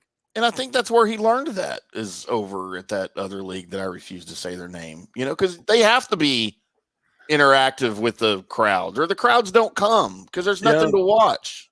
Right. You can't watch it on TV. I don't know what. What about the cheerleaders, man? What about the dancing girls? Do they have cheerleaders? I think I've seen them have like dancing girls at the disco. And you know what pissed me off? And look, dude, I like Bryson. I'm all for dancing girls. Don't get me wrong. I've met Bryson. I've hit golf balls with Bryson at the range here in Dallas. Oh, wow. Okay. I like Bryson. Name dropper. Yeah, well, it's what we do around here in Dallas. Yeah. But dude, he freaking wore his Crushers logo crap in a freaking US Open. He had to. Like, just contractually obligated like everybody else. Man, it's everything he did this weekend rubbed me the freaking wrong way and it pissed me off. Why? Everything he did pissed me off. Why? What? Because I hate that he's not on the tour. Okay, well. That's why. He'll be back. They'll figure it out. But right now it sucks. But that dude has gone from douche to debonair quicker than for sure. Anybody I've ever seen in my life. You want to talk about a PR makeover. Whatever the hell he did or whatever class he went to. Did you hear about the salty balls? Yes. I was like, what the hell is he talking about? Yeah. I mean, Bryson is known for being uber technical. Like everything is measured. Everything is done by a number. He's like a walking, talking computer. So one or a two. Everything is, from his, you hear him talking about his swing. Is it 10:30? Is it 11:30? Is it 12? Right. Is it, for every distance he has a swing number. Same with his putting. Everything is just numeric. And so now we find out that he takes all of his golf balls from the manufacturer and puts them in a tub of Epsom salt. Because that way he can figure out if they're balanced or not. Yeah. And if they're not balanced, they put some type of substance on them to balance them, the Epsom salt, to balance them out and make them fly straighter. Seems like you're doctoring golf balls to me. Yeah, that to me, I was like, whoa, wait a minute, what? Well, and while I'm sure he wouldn't have talked about it publicly if he didn't know that it was allowed. Oh, sure. I'm sure he checked on all of that. And while we're speaking about the rules, did you hear that there's a better than zero chance that the putter that he used over the weekend of the U.S. Open was illegal? Have you heard this? No. So there is a rule that stipulates the shaft has to lean at least 10 degrees from the head of the putter, right? Bryson's is almost completely vertical. There is no lean because of the way he, his straight arm routine that he has and his was like, there was multiple camera angles of it. There's zero lean. It is almost it's vertical to the so, but nobody caught it. He got to use it, and he won. So it is what it is. And these We're not thinking about taking it away. No, there's no way they'll take it away. No. I'm not saying that. No. I'm saying he got away with it. And you know what? Does it matter that much? No, probably not. No. But an illegal club is an illegal club, just like an illegal ball is an illegal ball. But again, I'm a little just pissed off about the whole weekend in general with Bryson winning it, and he plays for that other tour. It just pisses me off. That makes me. You wanted Rory representing the PGA Tour, and it's weird because the PGA Tour is centered in America, right? Yes. Bryson is an American. Yes. And Rory is obviously from Northern Ireland. Yep. But Bryson plays for the Saudis, relatively from a money standpoint. Yeah. And Rory has been famously and heroically speaking for the PGA Tour until they banged him in the butt with the stupid ass thing that they've done to semi-reconcile that hasn't really reconciled. So yeah, they undercut him, and it's ridiculous. And now they're trying to pay him all off. I get it, but so now we're chanting USA, USA while he's standing over a putt, thankfully that he made after he choked the other putt. Right. And I'm like, did that get into his head a little bit? Like, has to have. I mean, that's not cool. Come on, golf fans, we're better than that. Plus, the dude lives here. I mean, what are we doing? He's back with his wife now. Tour? I mean, after cheating on my girlfriend, Amanda. Yes, I want to know that. Is that going to be on full swing? I want to know what the hell. He's back with his wife now. Yeah, he's back with his wife. Yeah, but I want to know what's going on in full swing. But the fact that Amanda trollop. I don't know how you. I don't know how you feel about Brandel Chambly. I did not like him being in the booth. See, I love him because he says everything I want to say. And he does it on TV. I love him in his role. I don't. Sure. I just was weird hearing him. I agree about that. Yeah, I agree about that. And I do love his candor. I'm with you 100%. Yeah. It's just, again, it's like you're messing up all my stuff. Like when there's big voices for big events. But Mike Tirico went off on this little rant about how all these live golf guys. I said it. There you go. I said it. All these live golf guys aren't qualified for the Olympics. And he's like, it's a shame we're not going to see Bryson in the Olympics. We're going to see Brooks Koepka in the Olympics, and he rattled off all these, other guys that are on that tour. And Randall came right back. He goes, yeah, but you know what, Mike? They knew what they were getting into when they went over there. They chose it. And the Live Tour has been told, if you change some of your things, the way you run your business, you have full fields, you have cuts. I don't even know if they have to do the whole thing, but have to play 4 rounds. You get pro. Play 4 rounds, and they said no. They said, no, we're not doing it. Okay. Well, you made your choice. So, yeah. In their most recent star, John Rahm, who just went over there at the beginning of this year, he wasn't there 2 months and he started complaining about stuff. He's like, we got to play 4 rounds because he's now missing out on stuff that he won't be able to do because he made the choice to take the money and go over there. So, again, man, don't feel bad for these guys because they chose this. All right, we got to take a break. Coming up, Michael Kelly, USF Athletic Director, is going to join us, and we'll talk all things Bulls. What a record-setting year it has been for them and what a future they have, thanks to Michael Kelly, and has put them in a great position to be able to move on in realignment. We'll talk about all that when we come back right here on the JP Peterson Show. Stay with us. JP here for HydrateHeroes.com, the great electrolyte hydration drink that has all the good stuff, none of the bad stuff. NFL players are using this stuff. All types of athletes are using it because it's got 5 calories. None of the bad stuff, all the good stuff. All the electrolytes are in there for you. And also amla fruit, which is a terrific additive in there. The mushroom blend helps with inflammation in your body. Definitely has helped me with my knees. My knee pain has gone away almost exclusively since I started drinking Hydrate Heroes. Folks, it makes a difference. I love it. Professional athletes love it. You will love it. The new Tropical Punch flavor is out. Go to tryhydrateheroes.com and get a free 3-pack. That's tryhydrateheroes.com, a free 3-pack, and get the 30-pack while you're there for just $29.99. Try Hydrate Heroes.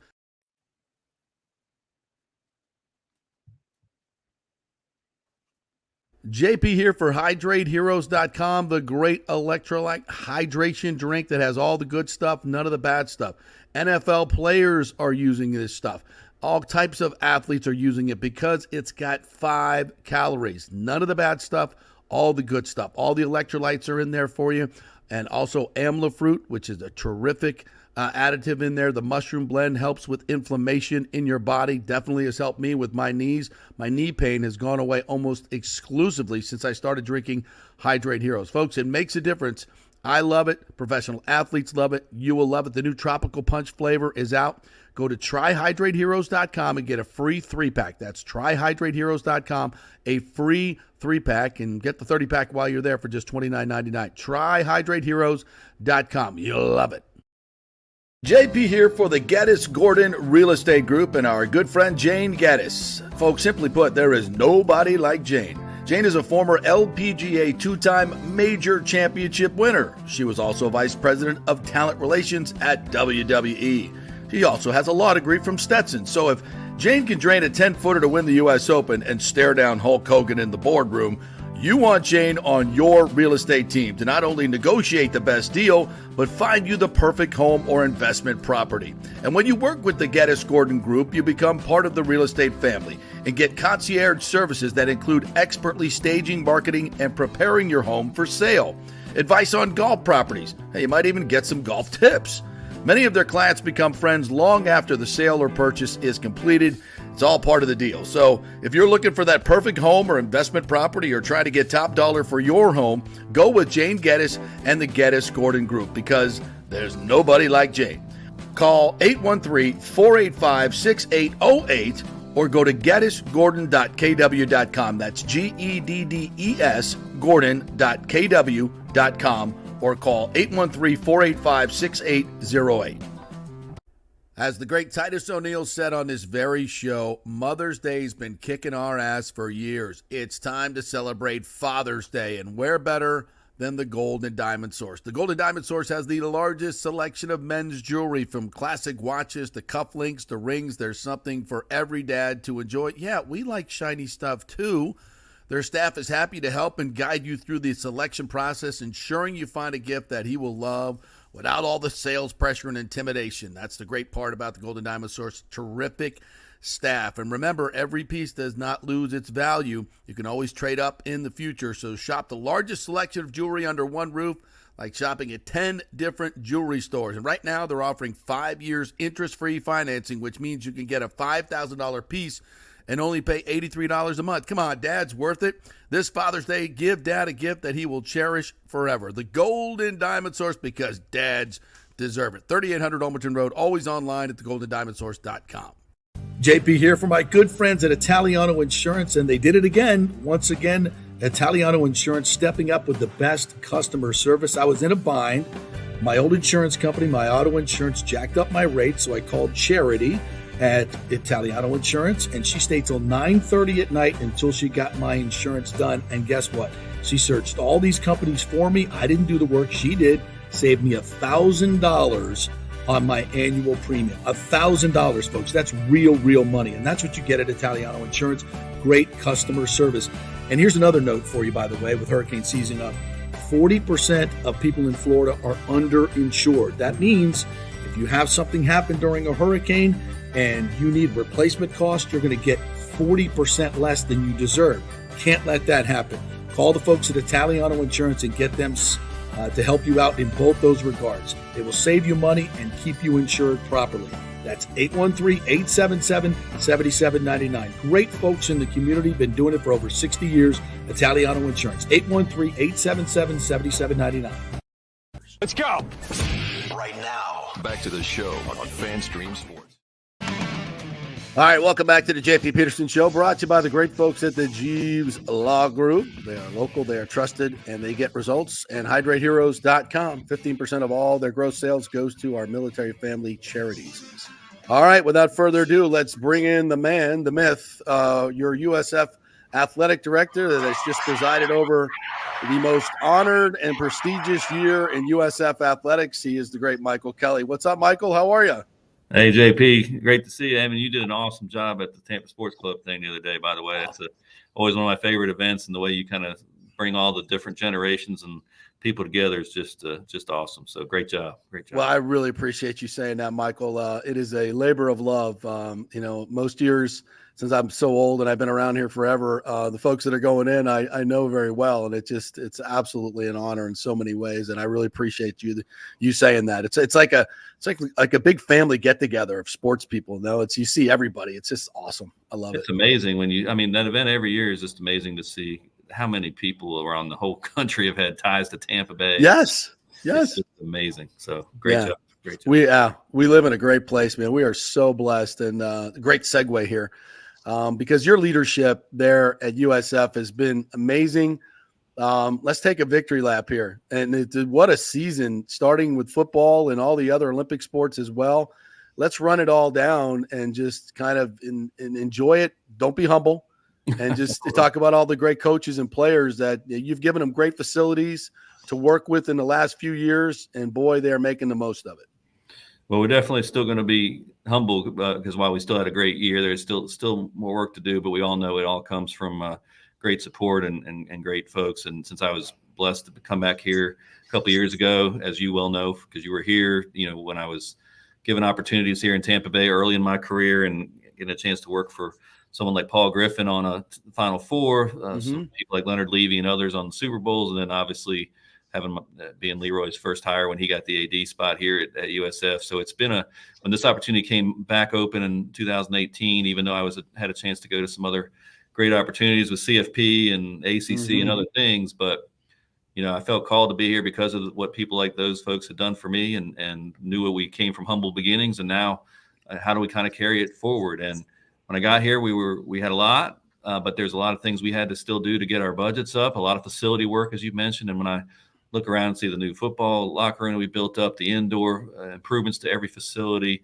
have basically taken our budgets from, maybe in the bottom half of even the American to the top 2 or 3 in almost every sport category. And that's allowing us to have success. But now it's got to be all about the vision toward how do we adapt to the current college sports landscape? How do we prepare and provide our our coaches and our players to be ready to seize that? And I think the momentum you've seen this year is kind of, step in that right direction, taking advantage of these great facilities, take advantage of the investment that the university and donors have made into our programs. I mean, hey, the facilities you've talked about, the way we've increased the budgets, we're one of the few. It's not even every P4 school does the Alston money that we provide our students. We've increased our nutrition, increased our strength and conditioning, everything we thought that our coaches informed me that we need to win, we're doing. And USF student athletes are wanting for nothing. We look just like a P4 school. We'll be one in time. But in the meantime, you got to be Coach Jenkins, our track coach, who we'll talk about here in a minute, is kind of like takes the wrestling stand and says, hey, you got to be the man where you stand, right? And in the meantime, we can focus on the Americans, focus on opportunities that we can have in the NCAA tournament to make a splash. And it's just been a great ride, great year, and we're all really, really motivated. We know the moment in history that we are in college sports. We know the pressure is on. We know our time is now, and we just think it is our time to have a university that makes a $6 billion impact on the Tampa Bay community, to have a university that just achieved AAU status last year, which is one of the top academic and research pinnacles you can make.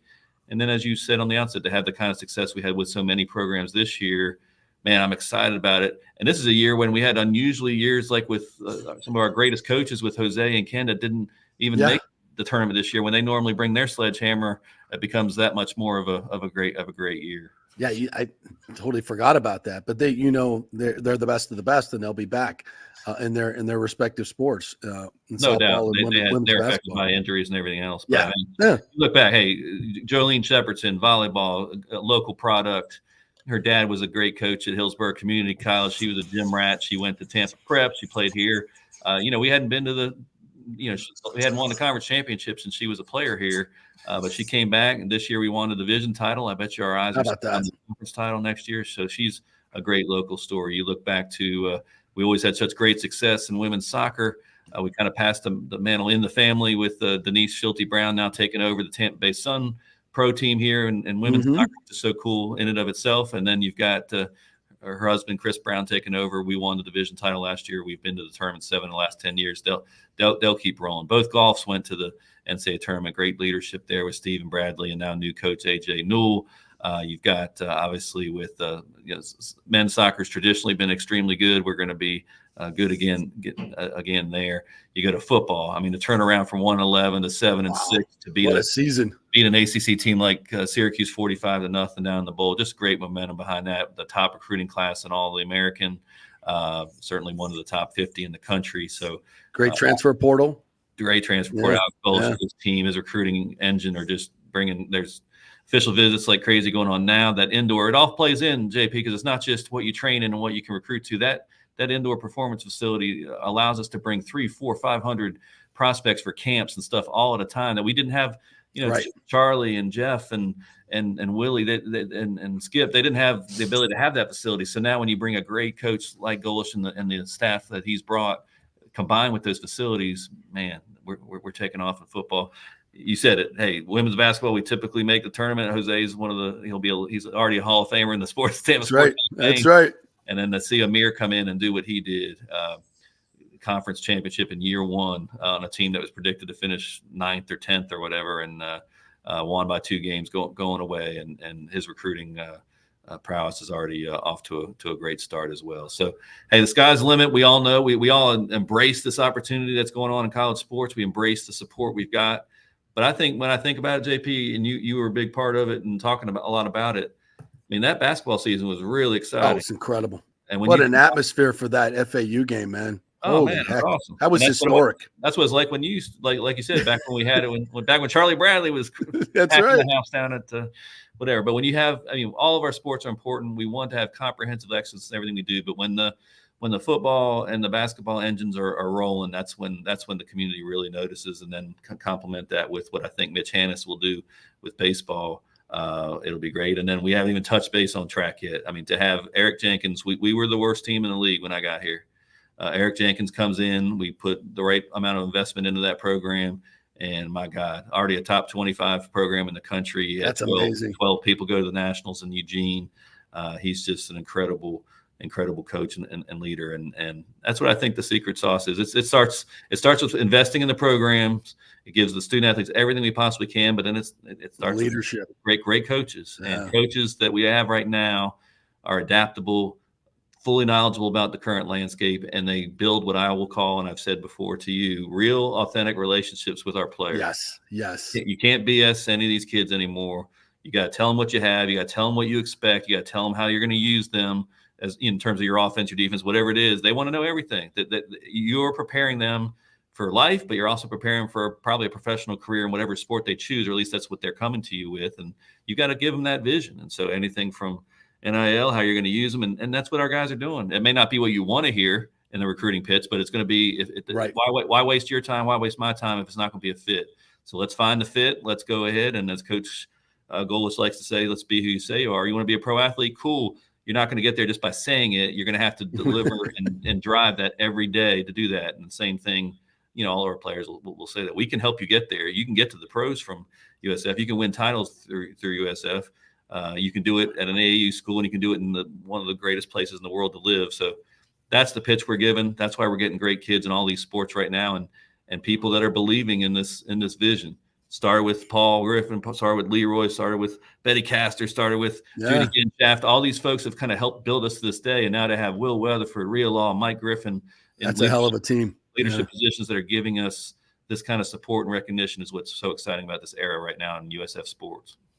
And perhaps Michael Kelly joining us here, USF AD, the biggest endorsement is a guy who stayed in Byron Brown. Because I know the Wolves were out. Everybody was knocking on his door, and I mean everybody. For him to stay at USF is the biggest endorsement of not only your football program, but your entire program. And I scarcely have seen a better representative of the university or a program or anything than that young man. Spend a couple moments talking about him and what a linchpin he is to this entire university's success. Yeah, you nailed it, JP. I mean, that kid is special. I remember when he came here he came here midway through his senior year of high school. So it was one of those rare early entries it's more common now, but at the time it was unheard of. But he actually came here in early January of whatever year that was. That would have normally been his last semester of his senior year. And I remember being in the dining hall here, and that young man came up to me, doesn't know me from Adam. I haven't even met him yet. Hey, Mr. Kelly, I'm Byron Brown.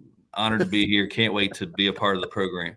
I'm like, This is like the fourth string quarterback that's still a high school senior that has the executive presence and the confidence, but not cockiness, the confidence to just come up and be a man like that. And to be, I was like, whoa. And I hadn't even seen him throw the ball yet, So then to know that, I know, Coach Scott and Coach Charlie Weiss were the ones that recruited him when he was up in North Carolina. Had the first, vision of what his potential would be. And then every coach that's come since then, I was like, man, this guy is the full package. So now you see him not only being the kind of person he is, comes from a great family, but then obviously just the work ethic and that executive presence that's so rare today, because in an era when I think, it's been harder and harder to find player leadership, and all these coaches will preach that you have to have player-led teams. And this is, it can happen, but when you find that executive presence, to find that innate leadership, it's special, and you complement that with the kind of talent that Byram has. But again, he has a smile that lights up the room. He's kind to everybody he meets. Kind of reminds me of maybe a little bit of Leroy Selman, right? You can be a ferocious competitor on the field. Yeah. Yes. But how are you a great person off the field and kind of light up a room when you come to? And he has that unique ability. Yeah. It's a great comp right there. Michael Kelly joining us here. Michael, you mentioned P4, and Lord knows where this is all going. But as I've said many times, you're probably one of the top 1% most connected person in all of college athletics, which makes you the perfect man for the moment for USF. You've built the foundation now. The on-campus stadium is coming. The AAU, you are perfectly positioned. It's not me saying it, just me. It's national pundits are saying it as well. USF is on the rise. They are going to be wanted by the ACC, the Big 12. I know you have stocked your leadership there at USF with a lot of folks that are very familiar with the ACC and have worked there for a long time.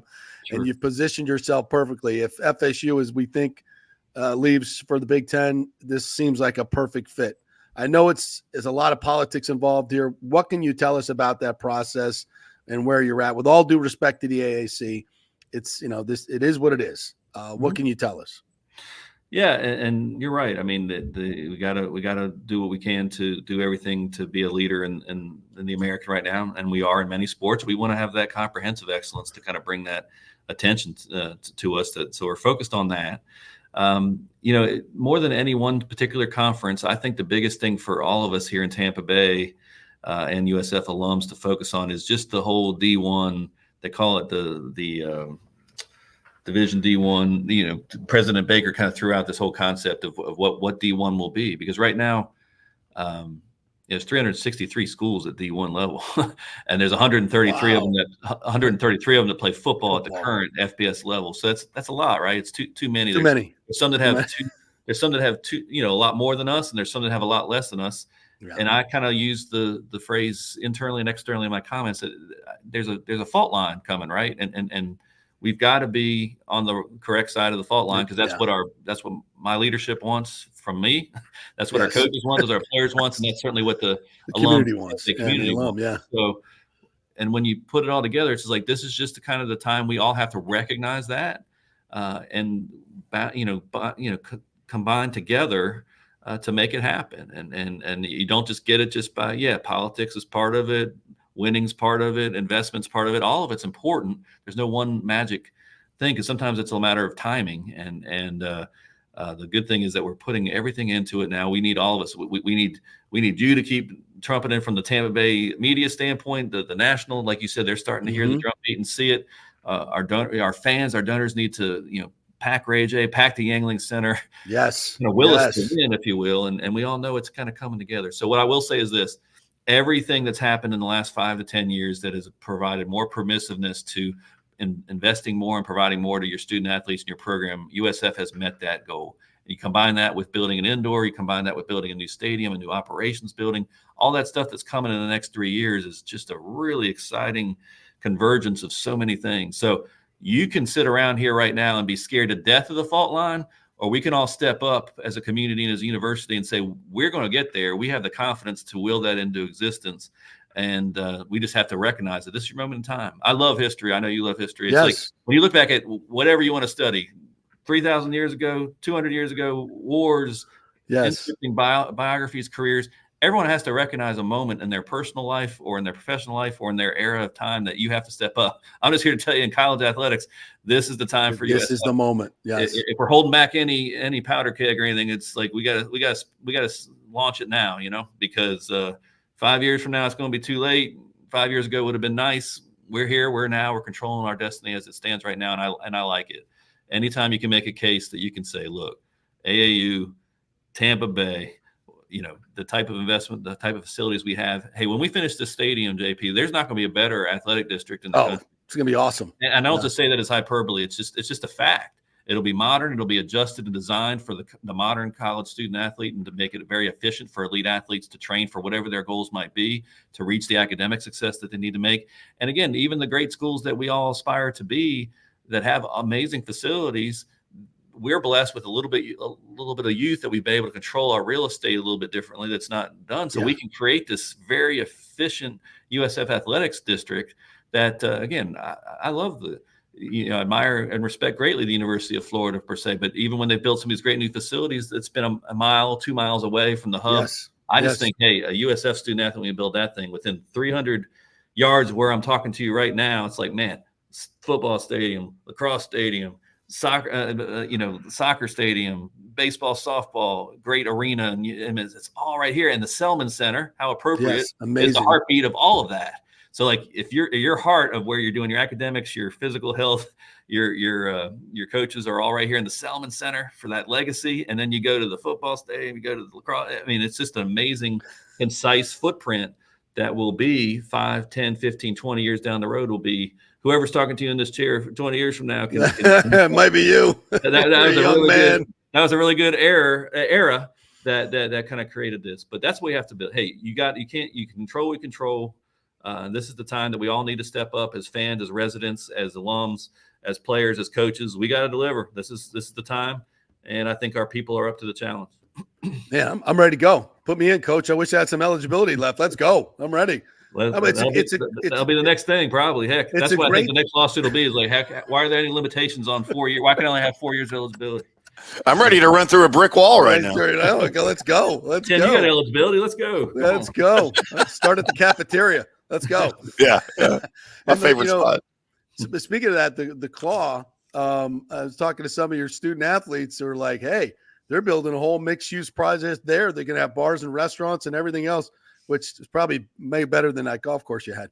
So, well, that's what's exciting too, JP. Think about that. Just in the last couple of years on this campus, we built Judy Genshaft, beautiful new honors college, a new research building. The first person that set foot into Water Street was USF building the medical school. That's right. Yeah, that's been a portion of that. And so now, when you think about the stadium, the indoor, what that's going to do to be a catalyst up here in the north side of the city is really, really cool. And you already see some. Restaurants have kind of gone into Mosey. You see things. You see more apartments kind of building up. But yes, our oldest, dormitories on campus. They're all being renovated in time for when the new stadium opens up. So that's really super cool. And then yes, whatever happens, it's all going to be really good on the what we call the Fletcher parcel, but basically the old Claw is going to be amazing. So whatever the development decides, and I'm not running that project, would certainly be involved. It'll enhance not just a game day for a stadium, every day for USF athletes and student athletes to think about whether it's hotels, whether it's retail, whether it's bars, whether it's restaurants, whether it's more nature trails, whatever the heck it is. It's going to be really exciting to kind of have a more walkable, bring some of the more typical college features. The college atmosphere. Yes. Yeah. And when you think about that, I just love the plans that some of our people are thinking about and excited about here. And that's going to be great. In the meantime, we've still maintained, the good parts of that from a golf standpoint for our golf programs. And both of them went to the NCAA, as you know. So now we have already had a nice facility there, and we still got the hitting base, still got the short game thing, but we preserved the 3 holes up there. That's a par 3, a par 4, and a par 5. So now we're just like amongst the elite collegiate golf facilities that we kind of took a good real estate deal that we got to prepare for the future, but have now made that to be to make a very good golf facility to an elite one. So Steve Bradley and AJ Newell are fired up about that too. So that's, again, if you're a golfer, JP, you and Tim can come out and come check it out. Golfers now, it's like, man, sure. I can walk. I have my own little building, locker room. I can study, and then I can do all my short game, long game. Then I can do 3 holes right outside my window, and then obviously still have a chance to go play some of the great courses that we have here in Tampa Bay all the time. It's all so awesome that what you're building there, Michael. And I'll close with this and renew your appeal to the alumni and the fans. And I've been saying this for years, folks. We got to turn out. We got to fill Ray J. We got to fill the Yuengling Center, which we did for FAU. That was incredible atmosphere. This is what college sports is all about. I know it's not on campus, but it's a hell of a stadium, the Ray J. Now you got a football team that you can be proud of, that get out there. You have no excuses. The tickets are cheap. But we got to have you, especially this year. We've got to fill the stadium. And it's like you said, don't leave anything left in the powder keg. Now is the time. If you've ever bitched about anything at USF, it's time for you to step up and get your season tickets for football and get this season going. It's a great schedule. Let's freaking go. You nailed it, JP. I mean, hey, look, bottom line is this year for football, not only what's happening in college sports, but CFP expanded to 12 teams under the current rules. 7 of the first 10 years of CFP, the American champion would have been that representative. So, like you said, let's go. Let's this is freaking Coach go. Golis is down there telling them right now at the workouts, like, guys, we win the American, we got a real legit chance of getting into the CFP. So let's do it. And the same thing, like you said, with Amir. And the other thing is, when we get into that stadium, hey, we got 3 seasons left in Ray J. All right, we're going from a 65,000 seat stadium to a 40,000 seat stadium. Let's realize that the only way to guarantee your place in the new place is to be a ticket holder where you got it now. Because we know right now, hey, you can roll up at Ray J on day of game. 65,000 is a lot for anyone to sell. That's just the way it goes. But hey, the only way to guarantee your spot in the new place is to have a spot in the current place. So get out there, support a team that's going to be obviously in competition for a conference title and a CFP berth, and get ready to come on to this USF stadium here in 3 seasons. So lots to look forward to. Michael, thank you so much for your time, and thank you for all you've done. Your loyalty, it really was expressed in the beginning of this interview, and it's if you're not charged up as a Bull alumni for what you're doing, we really appreciate it, because if you don't know, folks, he could have gone a lot of other places, but he came here to do this in a legacy, and you're leaving a tremendous legacy, and you got a lot to do. So I appreciate you coming on, and we're your biggest fans, and let's go Bulls. Let's do it. Thank you, JP. Thank you, Michael. Go Bulls. All right. All right, Michael Kelly there. That was fantastic. And it was pretty good. I mean, it's about leadership, man. And USF is never, with all due respect to the guys that have come before, Michael is the most connected, the most experienced, most he has it all. And you're blessed to have him. And the fans have got to show up. You can't put 19,000 in that stadium for football this year. You can't do it. That's every game should be at least 30,000. Fill that lower bowl, make it an atmosphere where the Big Ten and the ACC and or Big 12 cannot ignore you. Cannot ignore you anymore. Step up. It's time. All right. Tim's mad at me because we went over. So nope, I'm good. Thank you. Great job, Timmy. Appreciate you, my friend. Thank you all for commenting. Love to hear. I'm going to put this interview out there for all USF fans. We'll get a lot of, I'm sure, a response from it, and we'll get back to it tomorrow for tomorrow's show with Peter Blake. Thank you, Timmy. Appreciate it. Have a great day, everybody. Go Bulls. No Panthers. No Panthers. F-U, F-U, F-U, and F-U. Peace out. I'm going to go have a kiss.